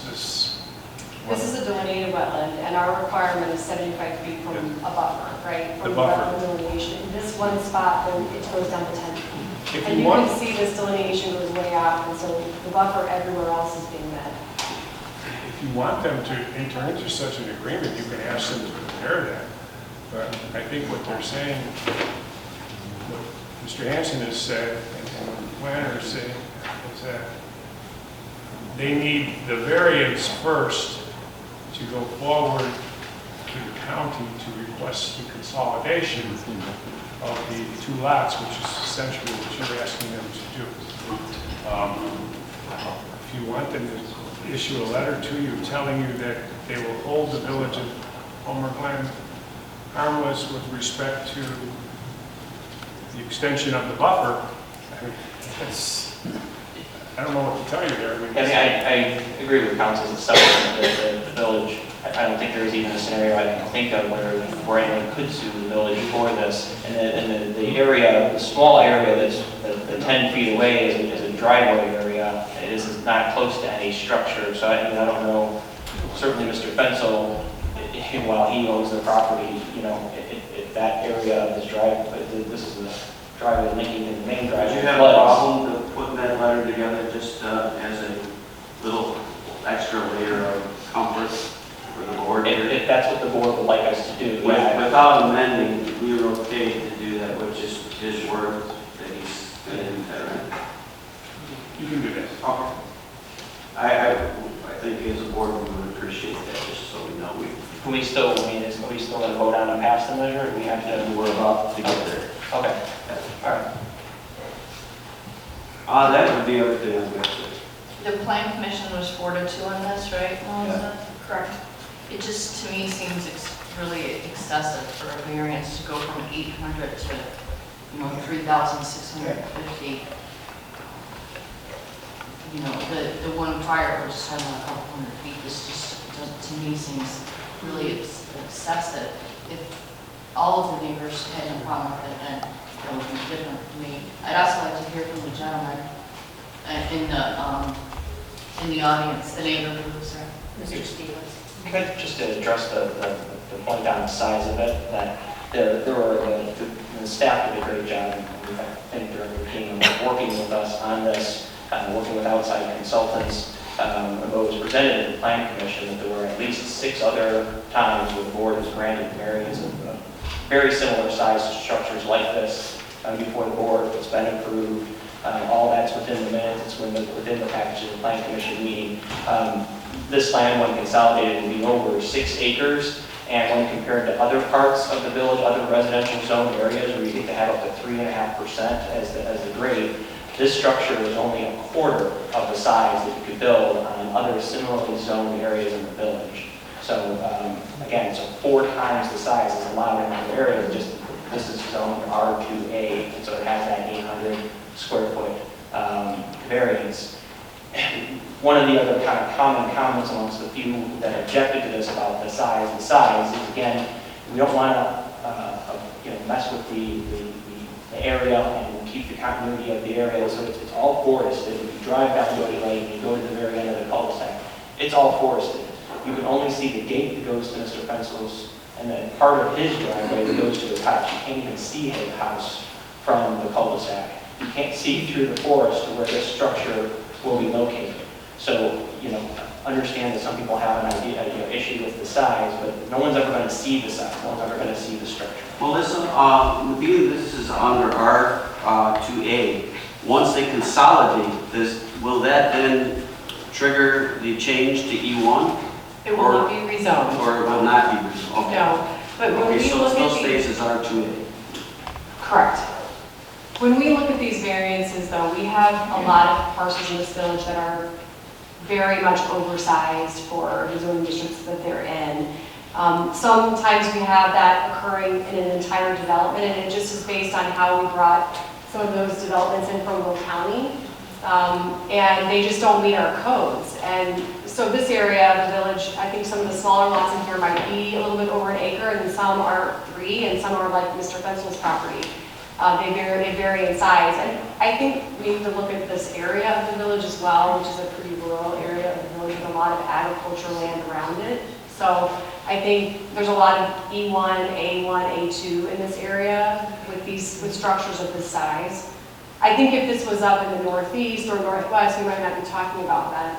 The other thing that I think is important, I was looking at this, is the one that we just approved, actually, is I was looking for the size of the property. Before we do that, I believe Beth had asked for somebody from the audience she wanted to hear from. I didn't mean to interrupt you, Trustee Roddy.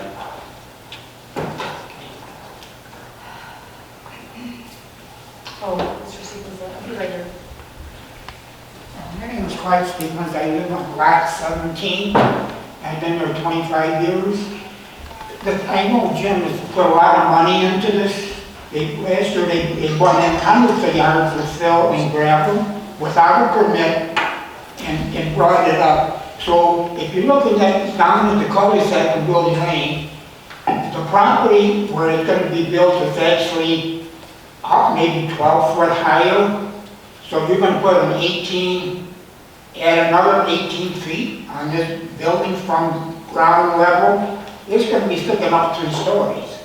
Now, they're saying that there's a lot of trees there is.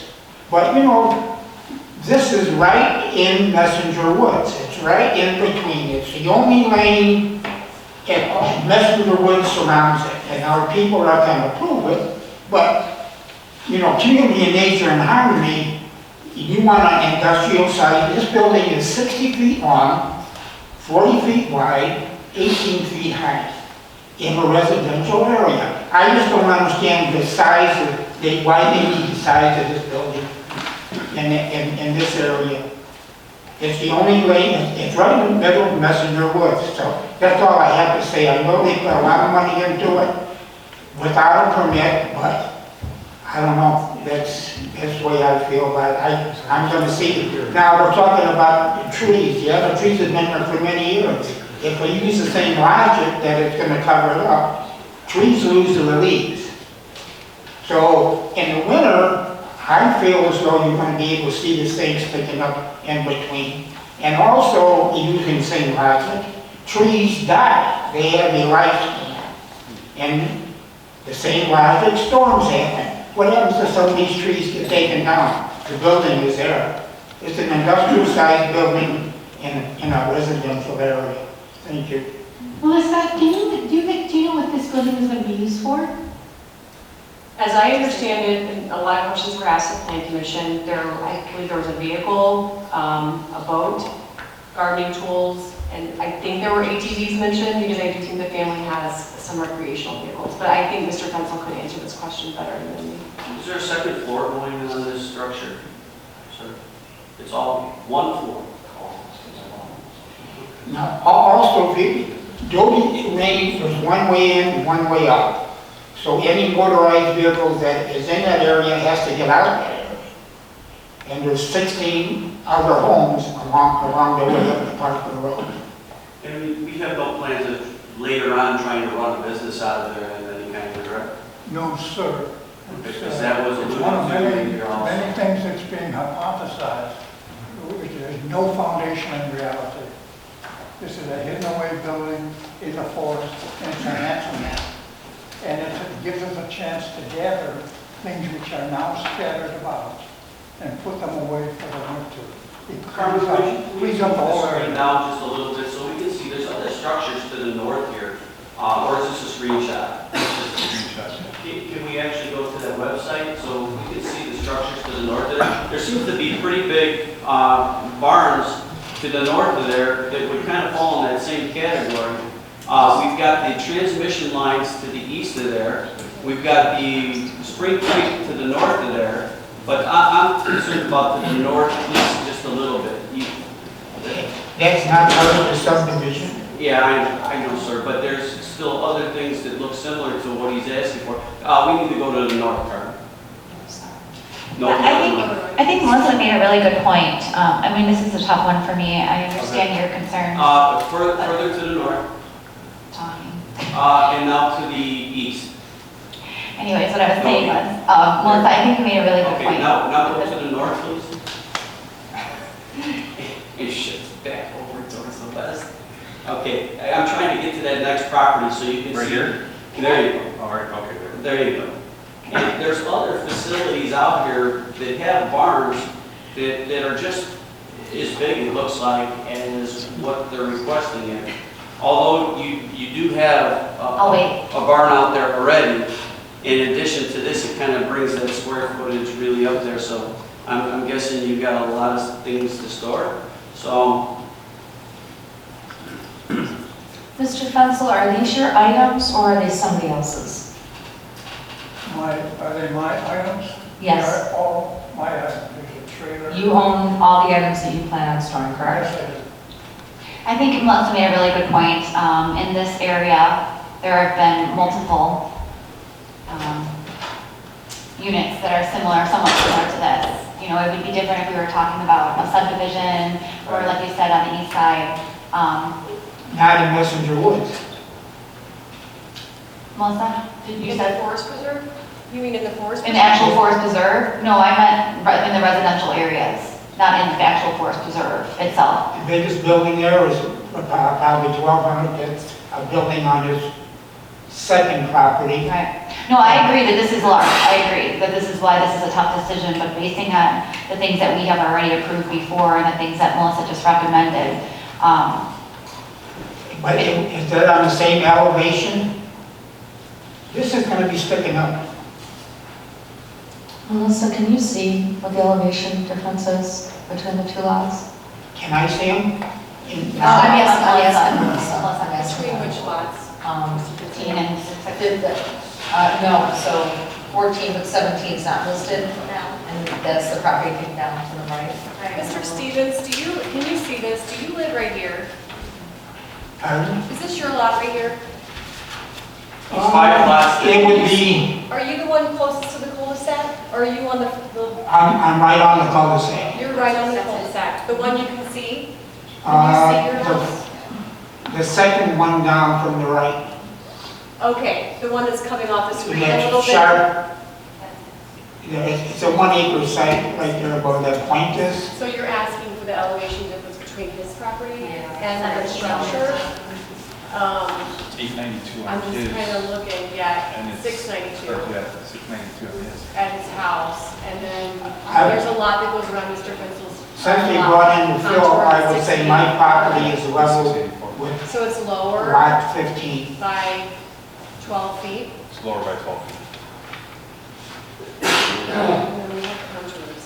So from his lot to Mr. Fensel's lot, the difference is 12 feet lower. The 684 contour goes around, Right. yeah. So 12 feet, yeah. It is a very dense property as well, in between. So it's sitting lower. I think it might be prudent if we table this so that we can go to his property. You know, we've all seen his property, but to go stand on his property and just to see his concerns, because again, I would say right now that you look, I could not see that building from this time of year. I could not see it. okay.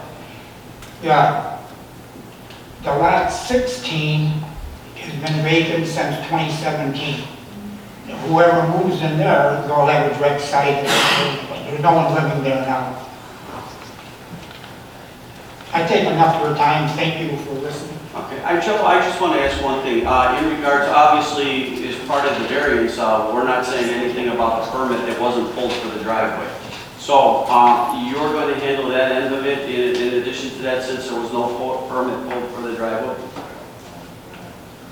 We didn't have, there was no permit pulled. We know what happened in 20, well, we were alerted to this when it came in. So we don't know when that actually may have occurred. So there's nothing you have to do in between the amalgamation of the two properties and, okay. I will add that typically when we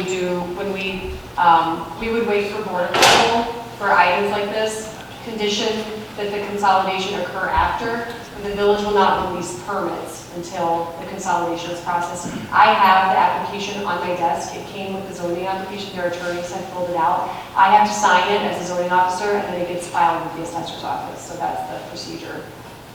I see why the planning commission struggled with this one a little bit, but I think the lay the neighbor is 5 houses, I counted the parcel numbers, I believe from the main, where the house is at, 5 parcels to the southeast, and I don't see any benefit of going out there. The deed even says you can't see it from his property right now anyway. And we've done this in the past. The conditions A, B, and C have to be met, and that makes it 6 acres of property, and I don't see any reason to delay it. I agree with Trustee Fialko. You know, you're having farming equipment in there, you have your cars, you're not going to have any semi-trucks or anything industrial or commercial in there to run a business, or run a business for that matter, correct? And if it was a silo, it wouldn't be a big deal, but because it's a shorter one. This is approximately 1/3 the height of the surrounding trees. Right. It's really indistinguishable, not visible at all. And the color of it is brown, right? Probably reforest. Thank you, sir. Everyone agrees now? Yeah, let's vote. Madam Clerk, would you call the roll? Trustee Rogers. No. Trustee Pazmino. Aye. Trustee Laha. Aye. Trustee Fialko. Aye. Trustee Consolino. No. Trustee Reinders. Aye. Motion carries. You're all set. Thank you. Thank you for being patient. Next, consider for approval ordinance number 22-038, West for 1, preliminary plat subdivision, 2, special use permits for the major amendment to the Menards Plan Unit Development, UD, with certain exceptions. 3 special use permits for A car wash, an automobile repair service, and a body shop use, and B, a drive-through establishment, a site plan, and 5, variance from the exterior construction standards for certain real property generally located in the C2 local business district, lots 4 and 5, to the Menard PUD subdivision, home plan. So, Second. Again, this does have some conditions, so if you want to incorporate those, it was not on the agenda. Go ahead. Yeah, who made the motion? Well, trustee Consolino, we made a motion. Okay. Then, Yes. got it. What are the conditions?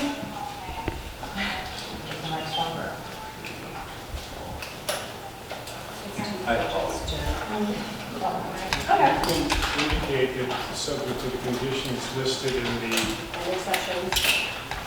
whatever you call it, the conditions and ex- Okay, so The the supplement, subject yeah. of the conditions of the subject to the supplemental sheet, Conditions and exceptions. conditions and exceptions. And then she doesn't have to read them? you don't have to read them all. Oh, okay.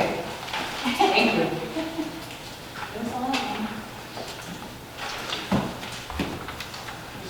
That's why you have 2 lawyers. Is there any other discussion? Madam Clerk, please call the roll. Trustee Fielko? Aye. Trustee Consolino? Aye. Trustee Reinders? Aye. Trustee Rogers? Aye. Trustee Kazmino? And trustee Laha? Motion carries. Number 13. Consider for approval ordinance number 22-039, ordinance approving the final sale of subdivision, those of Old Oak Street, certain real property located at 140 West 143rd Street, Homeland, Illinois. So moved. Second. I'm sorry, who was that? Trustee Consolino? Trustee Laha and Reinders, okay. Is there any discussion? Yes, Melissa? Yes. I do have a question about this. This is, this area coming back up. We just talked about this at the last meeting or the one before that. The buffer, the footage-wise, hasn't changed on this at all, has it? On this drawing, I'm looking along 143rd Street. You might not have And obviously, the print on here isn't the best to be able to read. But I'm seeing at one end 42 point something and at the other end 50 feet. I just want to make sure from what we've agreed to in the past that that buffer footage has not changed in this design. I'm not sure what you're talking about. I'm sorry, I don't have. Yeah, you mean where the tree preserve is, Dan? Yeah. Yeah.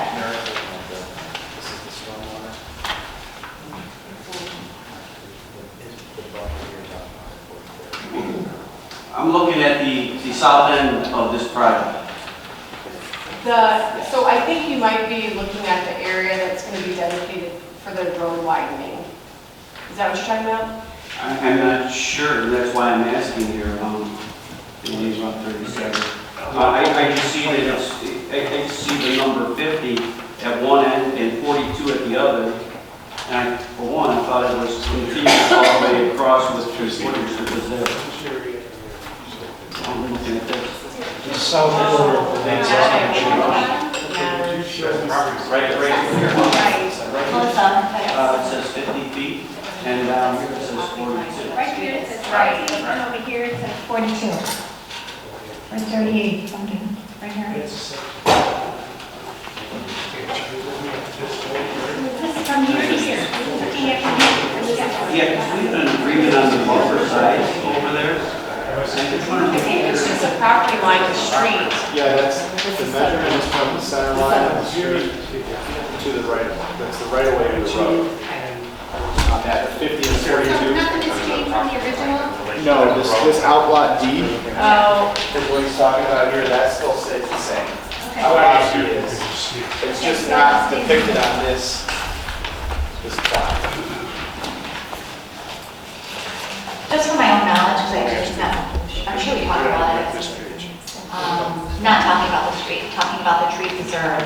When that street does widen, we're not gonna lose any of that preserve, are we? Well, I think there is impact from the There is road. impact. Yeah, but I think that this property is huge. Right, exactly. I mean, and plus, right now, I believe that we have to go through that whole process again anyway. Correct. Okay. Well, I don't know how Will County. Yeah, Will works County. with villages. Okay. Yeah. Okay, yeah, because I know that they have to kind of go through that process again. This is from the center line of 143rd Street and then 50 feet to the north, correct? Correct. Okay. I walked that property, we all drive by that property, and that boundary right there to the north from 143rd Street is a pretty big gap. So I'm guessing at this point the 50 feet that they're talking about won't encroach upon that at all. From what Because that's a beautiful site drive down Hartford. Right, and that's why we don't want to lose any part of it. Well, I don't know that we'll have much say over that once they do widen the road. Will County's gonna Concur with that. Exactly, right. Unfortunately. Yeah. But that doesn't show on here, at least on this plan. Our plan takes into account what Will County's planning currently and has not changed in that regard. So Right. Okay.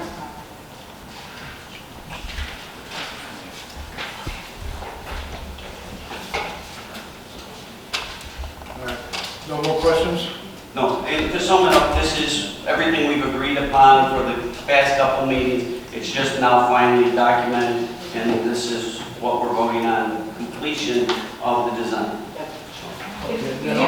The board may be interested in knowing where this project is in the process. I know we haven't gone through a number of these big projects yet, so they've been feverishly working since the end of January on final engineering, which can take some time.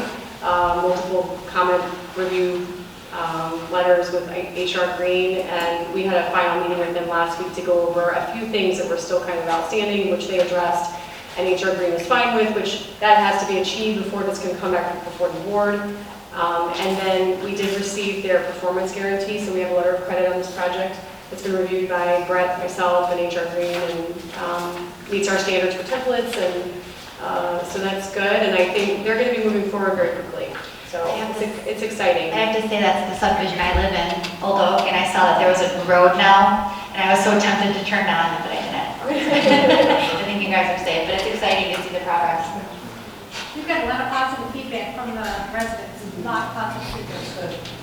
So we're excited for some. All right. Madam Clerk, could you please call the roll? Trustee Pezino? Aye. Trustee Lana? Aye. Trustee Fielko? Aye. Trustee Cancelino? Aye. Trustee Renders? Aye. And Trustee Rogers? Motion carries. Next, will be 14, consider for approval plat of easement vacating for lot number 19 and lot 20 in the Mallard Lake Estate subdivision. I'll make that motion. I'll second. If everybody takes a look at this just for a second, this was actually taken care of back in October 28th of 2019. But I believe it says in here that there was some part of it that expired. It's being brought back just to continue on vacating those lot 19 and lot 20. So I don't see a problem with this. Unless anybody's got history on this that you want to bring up, Beth or Ruben or George, you guys were around when this was done, we were not. So, other than that, I don't see any reason why not to vote yes. Any other discussion? I might be missing something, but it says that, there's letters from residents and HOA in their packet, but I don't see There that. were attachments. Were those letters though from 2019 though, or are those I current? thought I included them. There is on the back. I have. There's a letter right here from the HOA. My thing keeps freezing.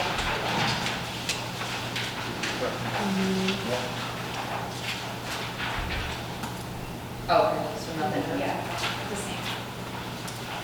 Yeah, no new letters. I literally just grabbed the packet from back in 2080, whatever, and put it in the packet this time.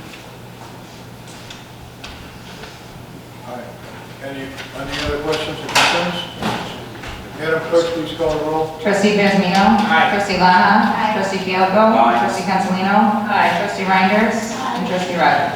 Abstain. Motion carries. Next, consider for approval Resolution 22-010, resolution approving an intergovernmental agreement, IGA, with the State of Illinois and the Village of Homer Glen, appropriating funds for the 151st Street reconstruction project. So moved. Second. Any discussion? On discussion, this went through A&F and it was voted unanimously, 3-0 to move forward with this. Madam Clerk, would you please call the roll? Trustee Rogers. Trustee Bezmino. Aye. Trustee Laha. Trustee Fielko. Aye. Trustee Cancelino. And Trustee Reinders. Next, consider to approve the quote from Donnell Industries, Inc. for a replacement dump body for truck 129 in the amount of $23,274.43. So moved. We're on line 16, I believe. You missed 16. No, I didn't. Oh, there's two of them.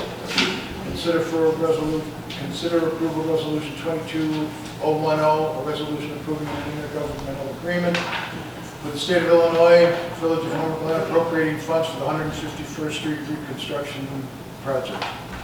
I'll make that motion. I'll second.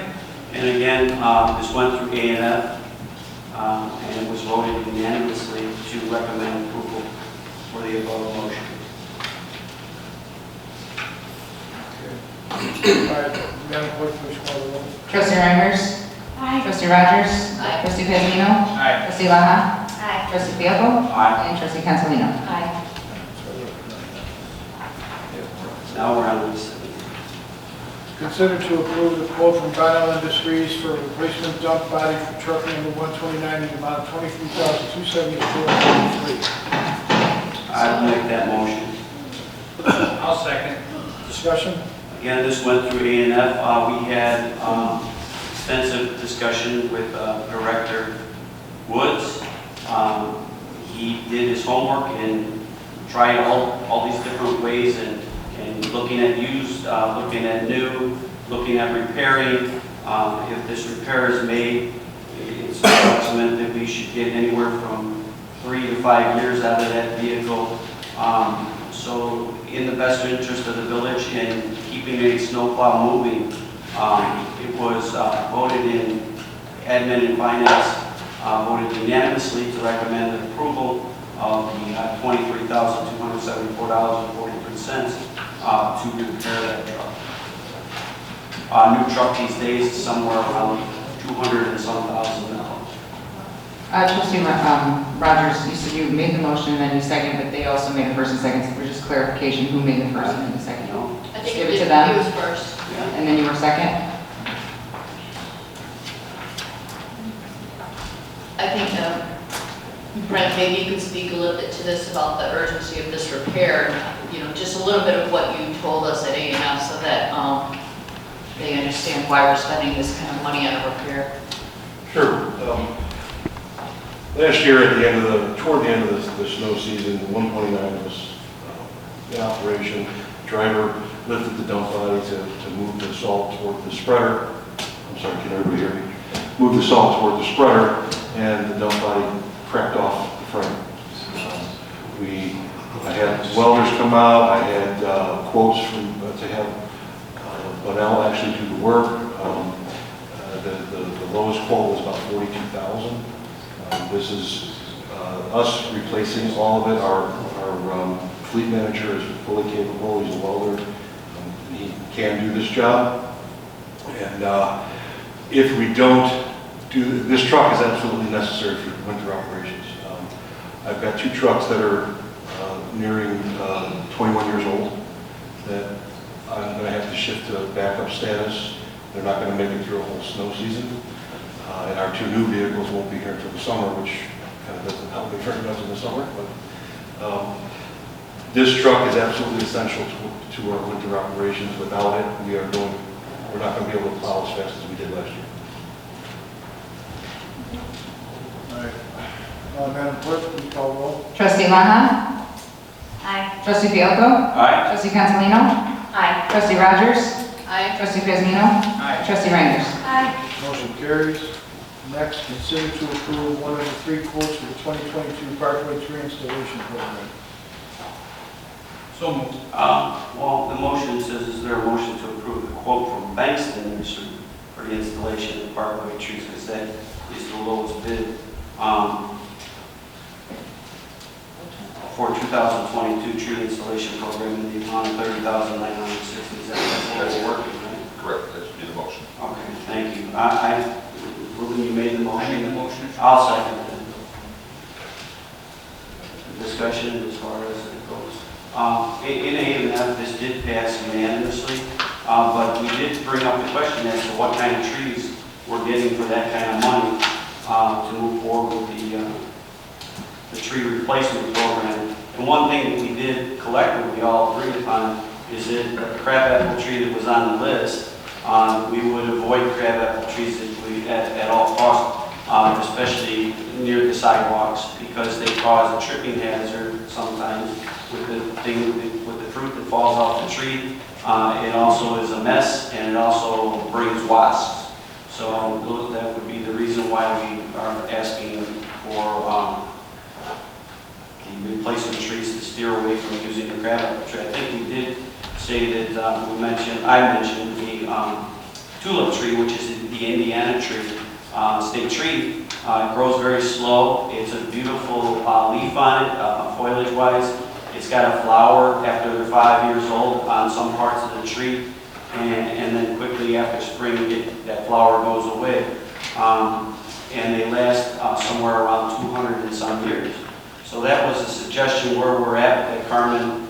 I don't know as far as them letting you make that decision, but that was the recommendation from A&F, and we voted unanimously to approve that $30,960 for quote from Bankston. Can I say something really quick? I'm looking at all these bills, and Bankston is the only one that does not include labor in their quote. So is it going to be additional for labor? Wimmer has labor, and Landscape Supply also has labor included in their quote. So I'm wondering if that's maybe why. So it's delivery and plant for you, Nicole? Delivery and plant, oh, okay. Yeah, I asked that same question. Did you? Okay, because that seems pretty low for labor compared to the other two. Well, also, I'd like to know if there's any conditions on the types of trees that we should be putting in the parkway before we approve this. Well, there's some residents that are on the list. Basically, we're leaving it open for them to plant whatever tree they want to plant. There's no conditions here. There's a list that some residents have requested for certain trees on the list that we have. And Debbie Stevens works with the residents to make sure the trees that they request are within the ones we.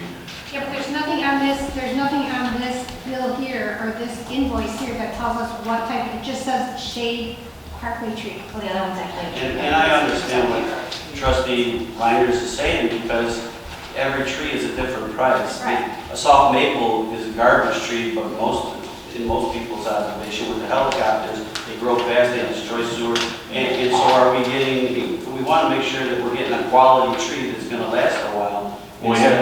We've had made requests that they do not plant maples or crabapples as requested at A&F. Most of the trees that we're discussing would be, most of the oaks and stuff like that, so. All right, well, can we get something ready for them that we can specify, whatever trees the trees that we're looking for? I think I might be able to answer one of these questions. We do have some approved lists, right? One of them is a recommended parkway tree list, and there's also a not recommended for the parkway tree list that have been adopted by this, I believe it used to come in front of the board. Beth, you might remember, I don't know, I think it used to. Or one time, so we have like 8 different lists. Those are the 2 that they use, and I believe, historically now, I haven't worked on this program, I believe that those tree companies that are doing this planting have to pick from that list that was pre-approved. Now, I think the crabapple was on this list, and that's why it came up for discussion as to taking it off that list. Correct? Is that where that came from? And then I believe, Trustee Fialco, that the silver maple is on the not recommended list already for that exact reason, what you brought up. Okay, well, I'm still not comfortable with the fact that we don't know what kind of trees that we're getting from that. I would agree with that, and that's why it came up in the end. I mean, the approval part for the money to be spent, but knowing what we're going to get, no different than with the roads, we want quality, right? We don't want to have to come back and to do this again. It says, It makes a difference as far as the way the community looks. on one of the quotes, it actually says 1-year guarantee on the trees. So you're saying we hold off until we find out what we Carmen, what would be your recommendation at this point since you've been working on it? If you look at the. Can I make a suggestion, Rose? Can we table this to the next meeting, and I'll put the recommended list that we have and discuss with Bankston's to make sure that, I know that it's specified, I'll get that list up together so we can make a judgment call on Well, it. if you look at the landscape supply Inc., they listed all the trees that they would use. So, And then, correct. Can I say, And then also, can you get us a copy of the list that you're giving to the residents when they call? Or are they just calling and saying, I want this, and you say yes or no? we go off the recommended list, Debbie Stevens has a list of trees, so. Can I- So I motion we table it? Yes. Motion. I will second it. Okay, it's tabled. Call the roll, please. Trustee Cazino? Aye. Trustee Lana? Aye. Trustee Fielko? Aye. Trustee Consolino? Aye. Trustee Reinders? Aye. And Trustee Rogers? Aye. 19, consider for approval the budget of the 2023 Homer Community Festival for the total amount of $246,600. I'll make that motion. I'll second. Discussion? As far as discussion, with the cost of it, the Fest Committee came together and we put the numbers together for the budget.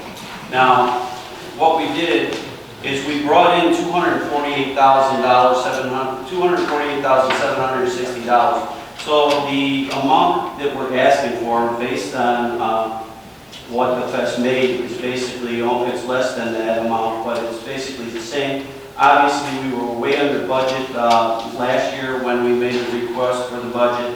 The same would go this year, but with the unknowns, with all the increases with everybody and labor issues right now, and us not knowing, we just want to have the flexibility. We're not looking to spend $246,600, but it is less than what the Fest brought in, and we're just asking to be able to have that flexibility should we run into the problem and need a little extra money for things. But obviously, like we have penny pinched as we go down the list on everything last year, that'll be the same direction we'll be heading this year. There wasn't a band out there that I didn't negotiate with on the price. And that's down this whole list. But again, without knowing the cost of fireworks and what they're going to end up being, without knowing what bands are going to be asking, with 20 to 25% increases everywhere on items, of course, everybody knows about fuel. So that is why we are asking for the amount of 246. And if anybody's got any questions, we'll need to answer. Madam Clerk, can I call the roll? Trustee Consolino? Aye. Trustee Reinders? Aye. Trustee Rogers? Aye. Trustee Cazino? Aye. Trustee Lana? And Trustee Fielko? Aye. I just want to say, Dan, you did a good job with the cutbacks that you did this past year. Expect the same. And I expect the same. But yes, thank you so much. I know you won't spend that whole amount. Yes. Carmen and I had this conversation agree. the other day. We still pick up pennies. Okay. Motion carries. So next is consider to approve the Director of Economic Development to prepare an RFP request for proposal for the purpose of seeking input and design concept that align with the village's vision for a town center. Second. Discussion?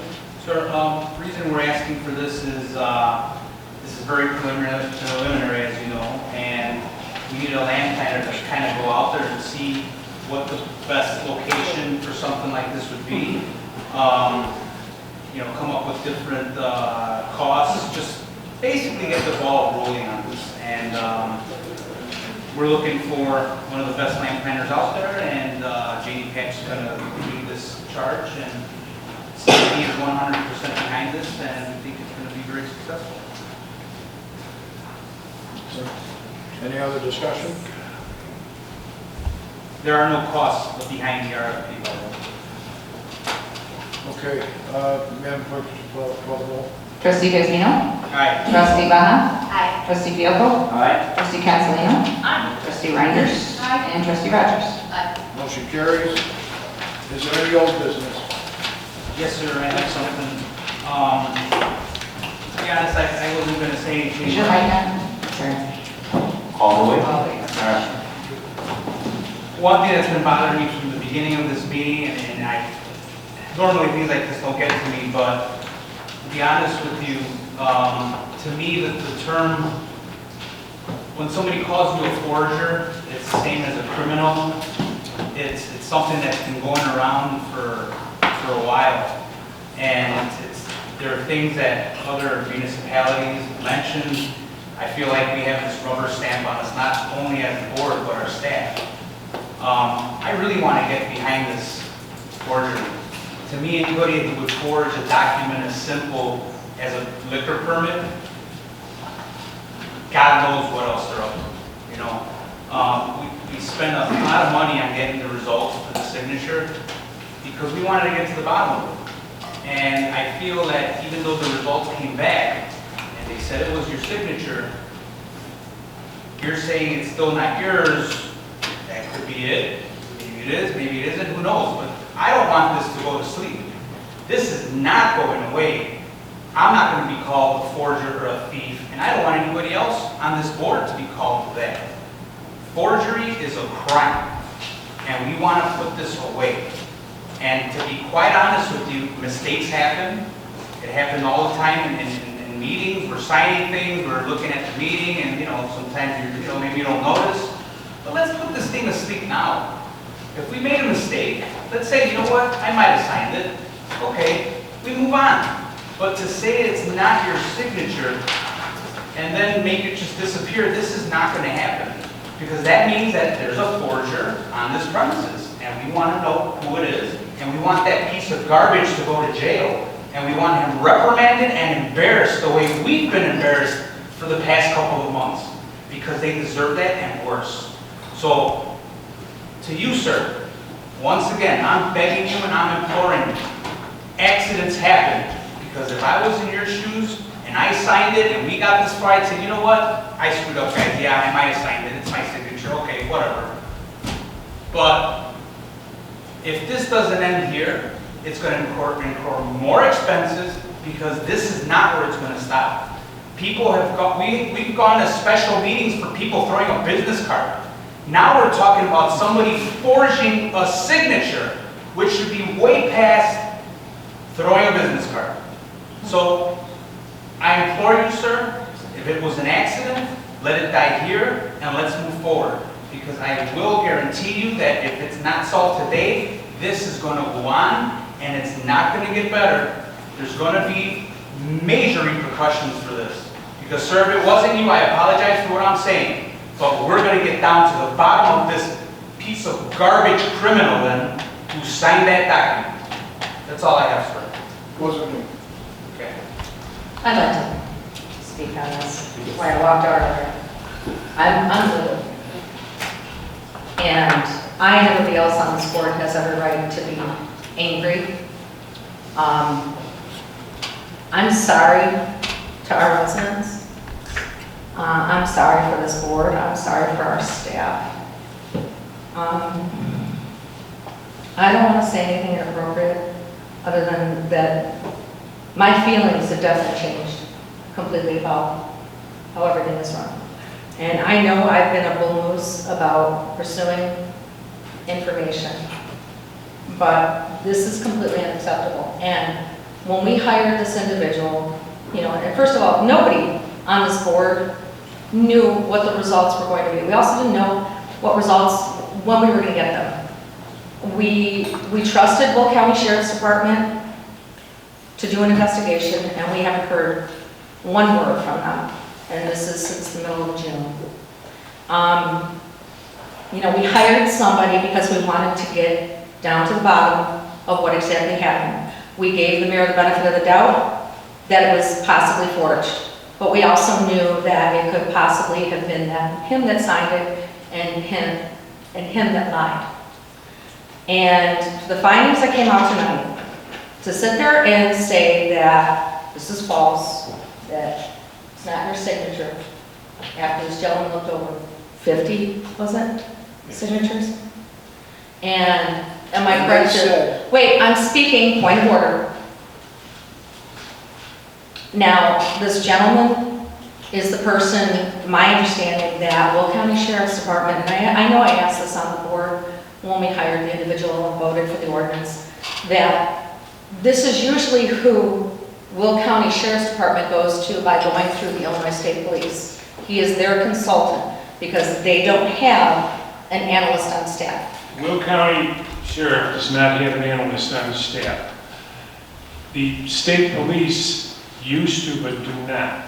So what the state police would do in a situation like this, if the inquiry came to them, in all likelihood they would refer it for an analysis to Mr. Kulaki, all right? Or someone with equal qualifications to his. If Will County came to the state and said, hey, can you get this done? They would probably then tell Will County, you contact Mr. Kulaki or someone with equal qualifications.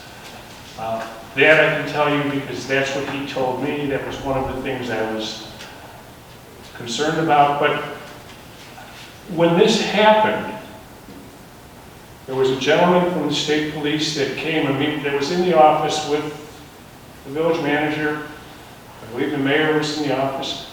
And I asked, I can't remember his name off the top of my head, but I asked him at the time because he was called in to initiate whatever the investigation was going to be. And I asked him if the Will County State Police, or Will County Sheriff, excuse me, had a person of this that could do this on their staff. And he was forthright and he said no. Okay.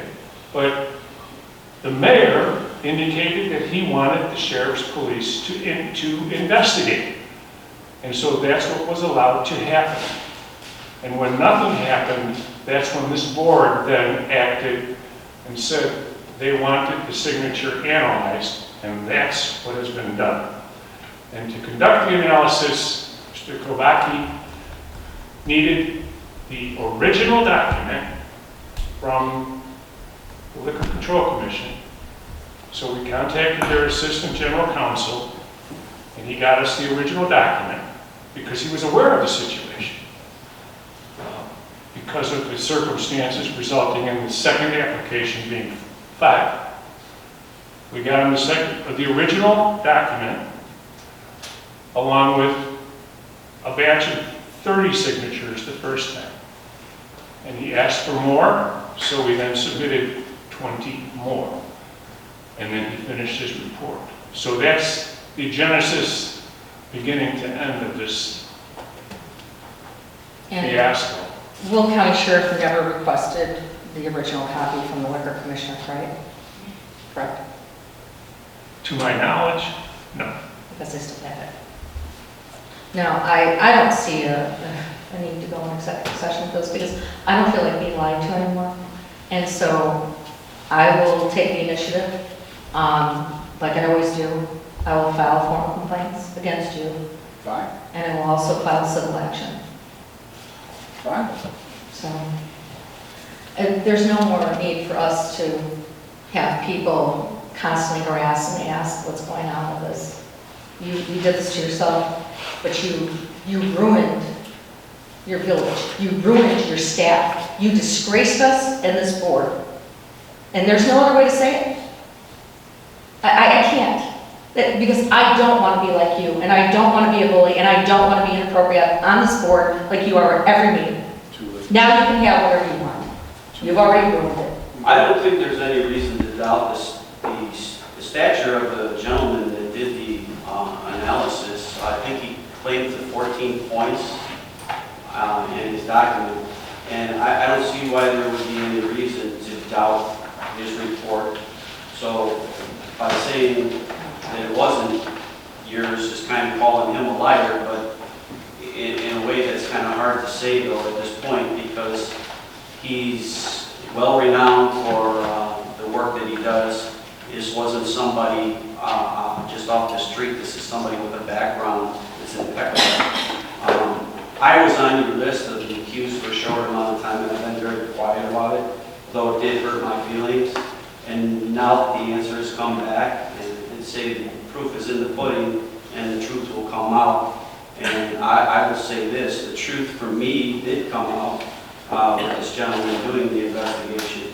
Should Will County continue their investigation based on something else that they have, or close it because of the information that we just provided, it doesn't matter one way or the other. But when you're on that list of the accused and you're sitting waiting for the truth to come out, it is a little bit painful. I don't know if you've been there before or not, but I wasn't too happy that I was on your short list for for a week. And then you did change your mind and say you weren't sure who, but it wasn't you. But anyway, I'm glad that we have settled this up. The documentation has showed that it is your signature, and I'm okay with that. I feel justified. And I knew I was innocent, but yet having your name put out there is not fair for one. It is very hurtful. It is even hurtful that you would have even mentioned my name, knowingly. That Sue was included in your short list, I was included in your short list, and to ever have said names was wrong to begin with. And anyway, I accept the investigation's results, and I'll go with that. It's your signature according to the investigation put forth by a well-renowned man who's done this for many, many years, and we'll go with that. That's all I have to say about the signature, although I do have other new business. Does anybody else? I'd like to say something. After hearing this, I have to say that I'm very concerned. And the things that I'm concerned about is, number one, is the health of the mayor. Is he healthy? Is he having problems with his memory? I'm most concerned about the staff, the morale of the staff, and the trustees who were subjected to the alleged accusations of forgery. Calling a special meeting, almost canceling Homerfest, when we had everybody in this village up in arms, saying, oh my God, you're not going to cancel Homerfest, you're not going to cancel. Well, calling the liquor commission, we look like fools. Fools. Calling the state of Illinois Liquor Commission to verify a signature. What are we, kids here? This is first grade, second grade, that you've got to make sure it's the same signature? That was not only embarrassing, but now we find that it was totally unnecessary. I don't know if all along, George, if it was your intention to throw a monkey wrench into the Homerfest or cancel Homerfest by this whole fiasco with the signature, but I just can't even imagine what it did to the residents of this community.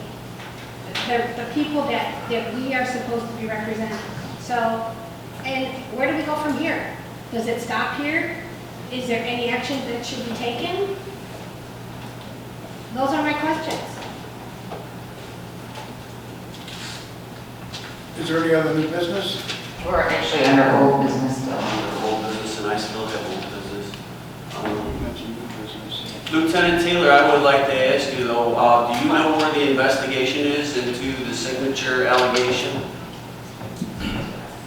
I haven't gotten an update since I emailed you guys a couple months Do ago. you think you could get an update for us and give that information to the village manager? Sure. Mr. Morello? It's probably He can going to inform us collectively. it's probably going to be the same as before. I can't comment. And you probably heard mine mention, I'd like to include the investigation that we paid for as part of their investigation if they're choosing to continue with it.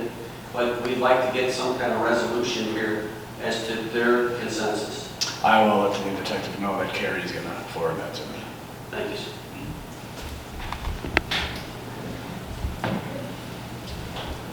All right, is there any other old business? Old business. Yes. The flock cameras, we're still at 2, Carmen? Yes, we still are 2. Lieutenant Taylor, anything with the 2 flock cameras that we used for anything? No, sir. Okay. That's all I need to know. Wait, I'm going to ask on that too. Have they given us any reason why we haven't gotten the rest of the cameras. We voted this in It's it's over, it's at the 6-month point right now. Yeah, I thought it was when we voted for And that's why I'd like to put it on the agenda for next month if you could. Yeah, and I would like to point out too, I mean, the contract was never finished out. Maybe there should be discussion if we want to even stick Can we with put it this. on the agenda and discuss it next Yes. meeting? In the meantime, you may be able to find out why. Anybody? In addition to that, we did have some mosquito complaints out there once again on the village website. Village Manager Morella has worked with Matt Libbs to get the information out there for everybody. It includes the MSDS. There's a video clip of the presentation in detail. So any questions about mosquitoes and spraying and the pollinators can all be answered there. The contact numbers are provided there. And that's what I'm suggesting that anybody's got questions about that, where they go first. Is there any other old business? Is there any new business? Under new business, I was going to address HB 3653 and the Safety Act. I have a raging headache now. I don't feel reading off the stats and stuff that I compiled. But I would like to ask if that we could possibly have discussion for coming up with a roundtable, thank you, Nicole, or a active dialogue with the board members, possibly create a task force to start addressing the storm that's about to come. And then I will just read my stats and my numbers and my trustee report for the next meeting. Is that okay?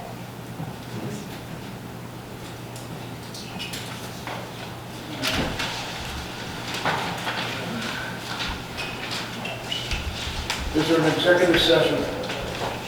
Gary, we don't have anything, do we need to go before local one? No. Thank you. I need a motion to adjourn. I'll make that motion. Second. All in favor? Aye.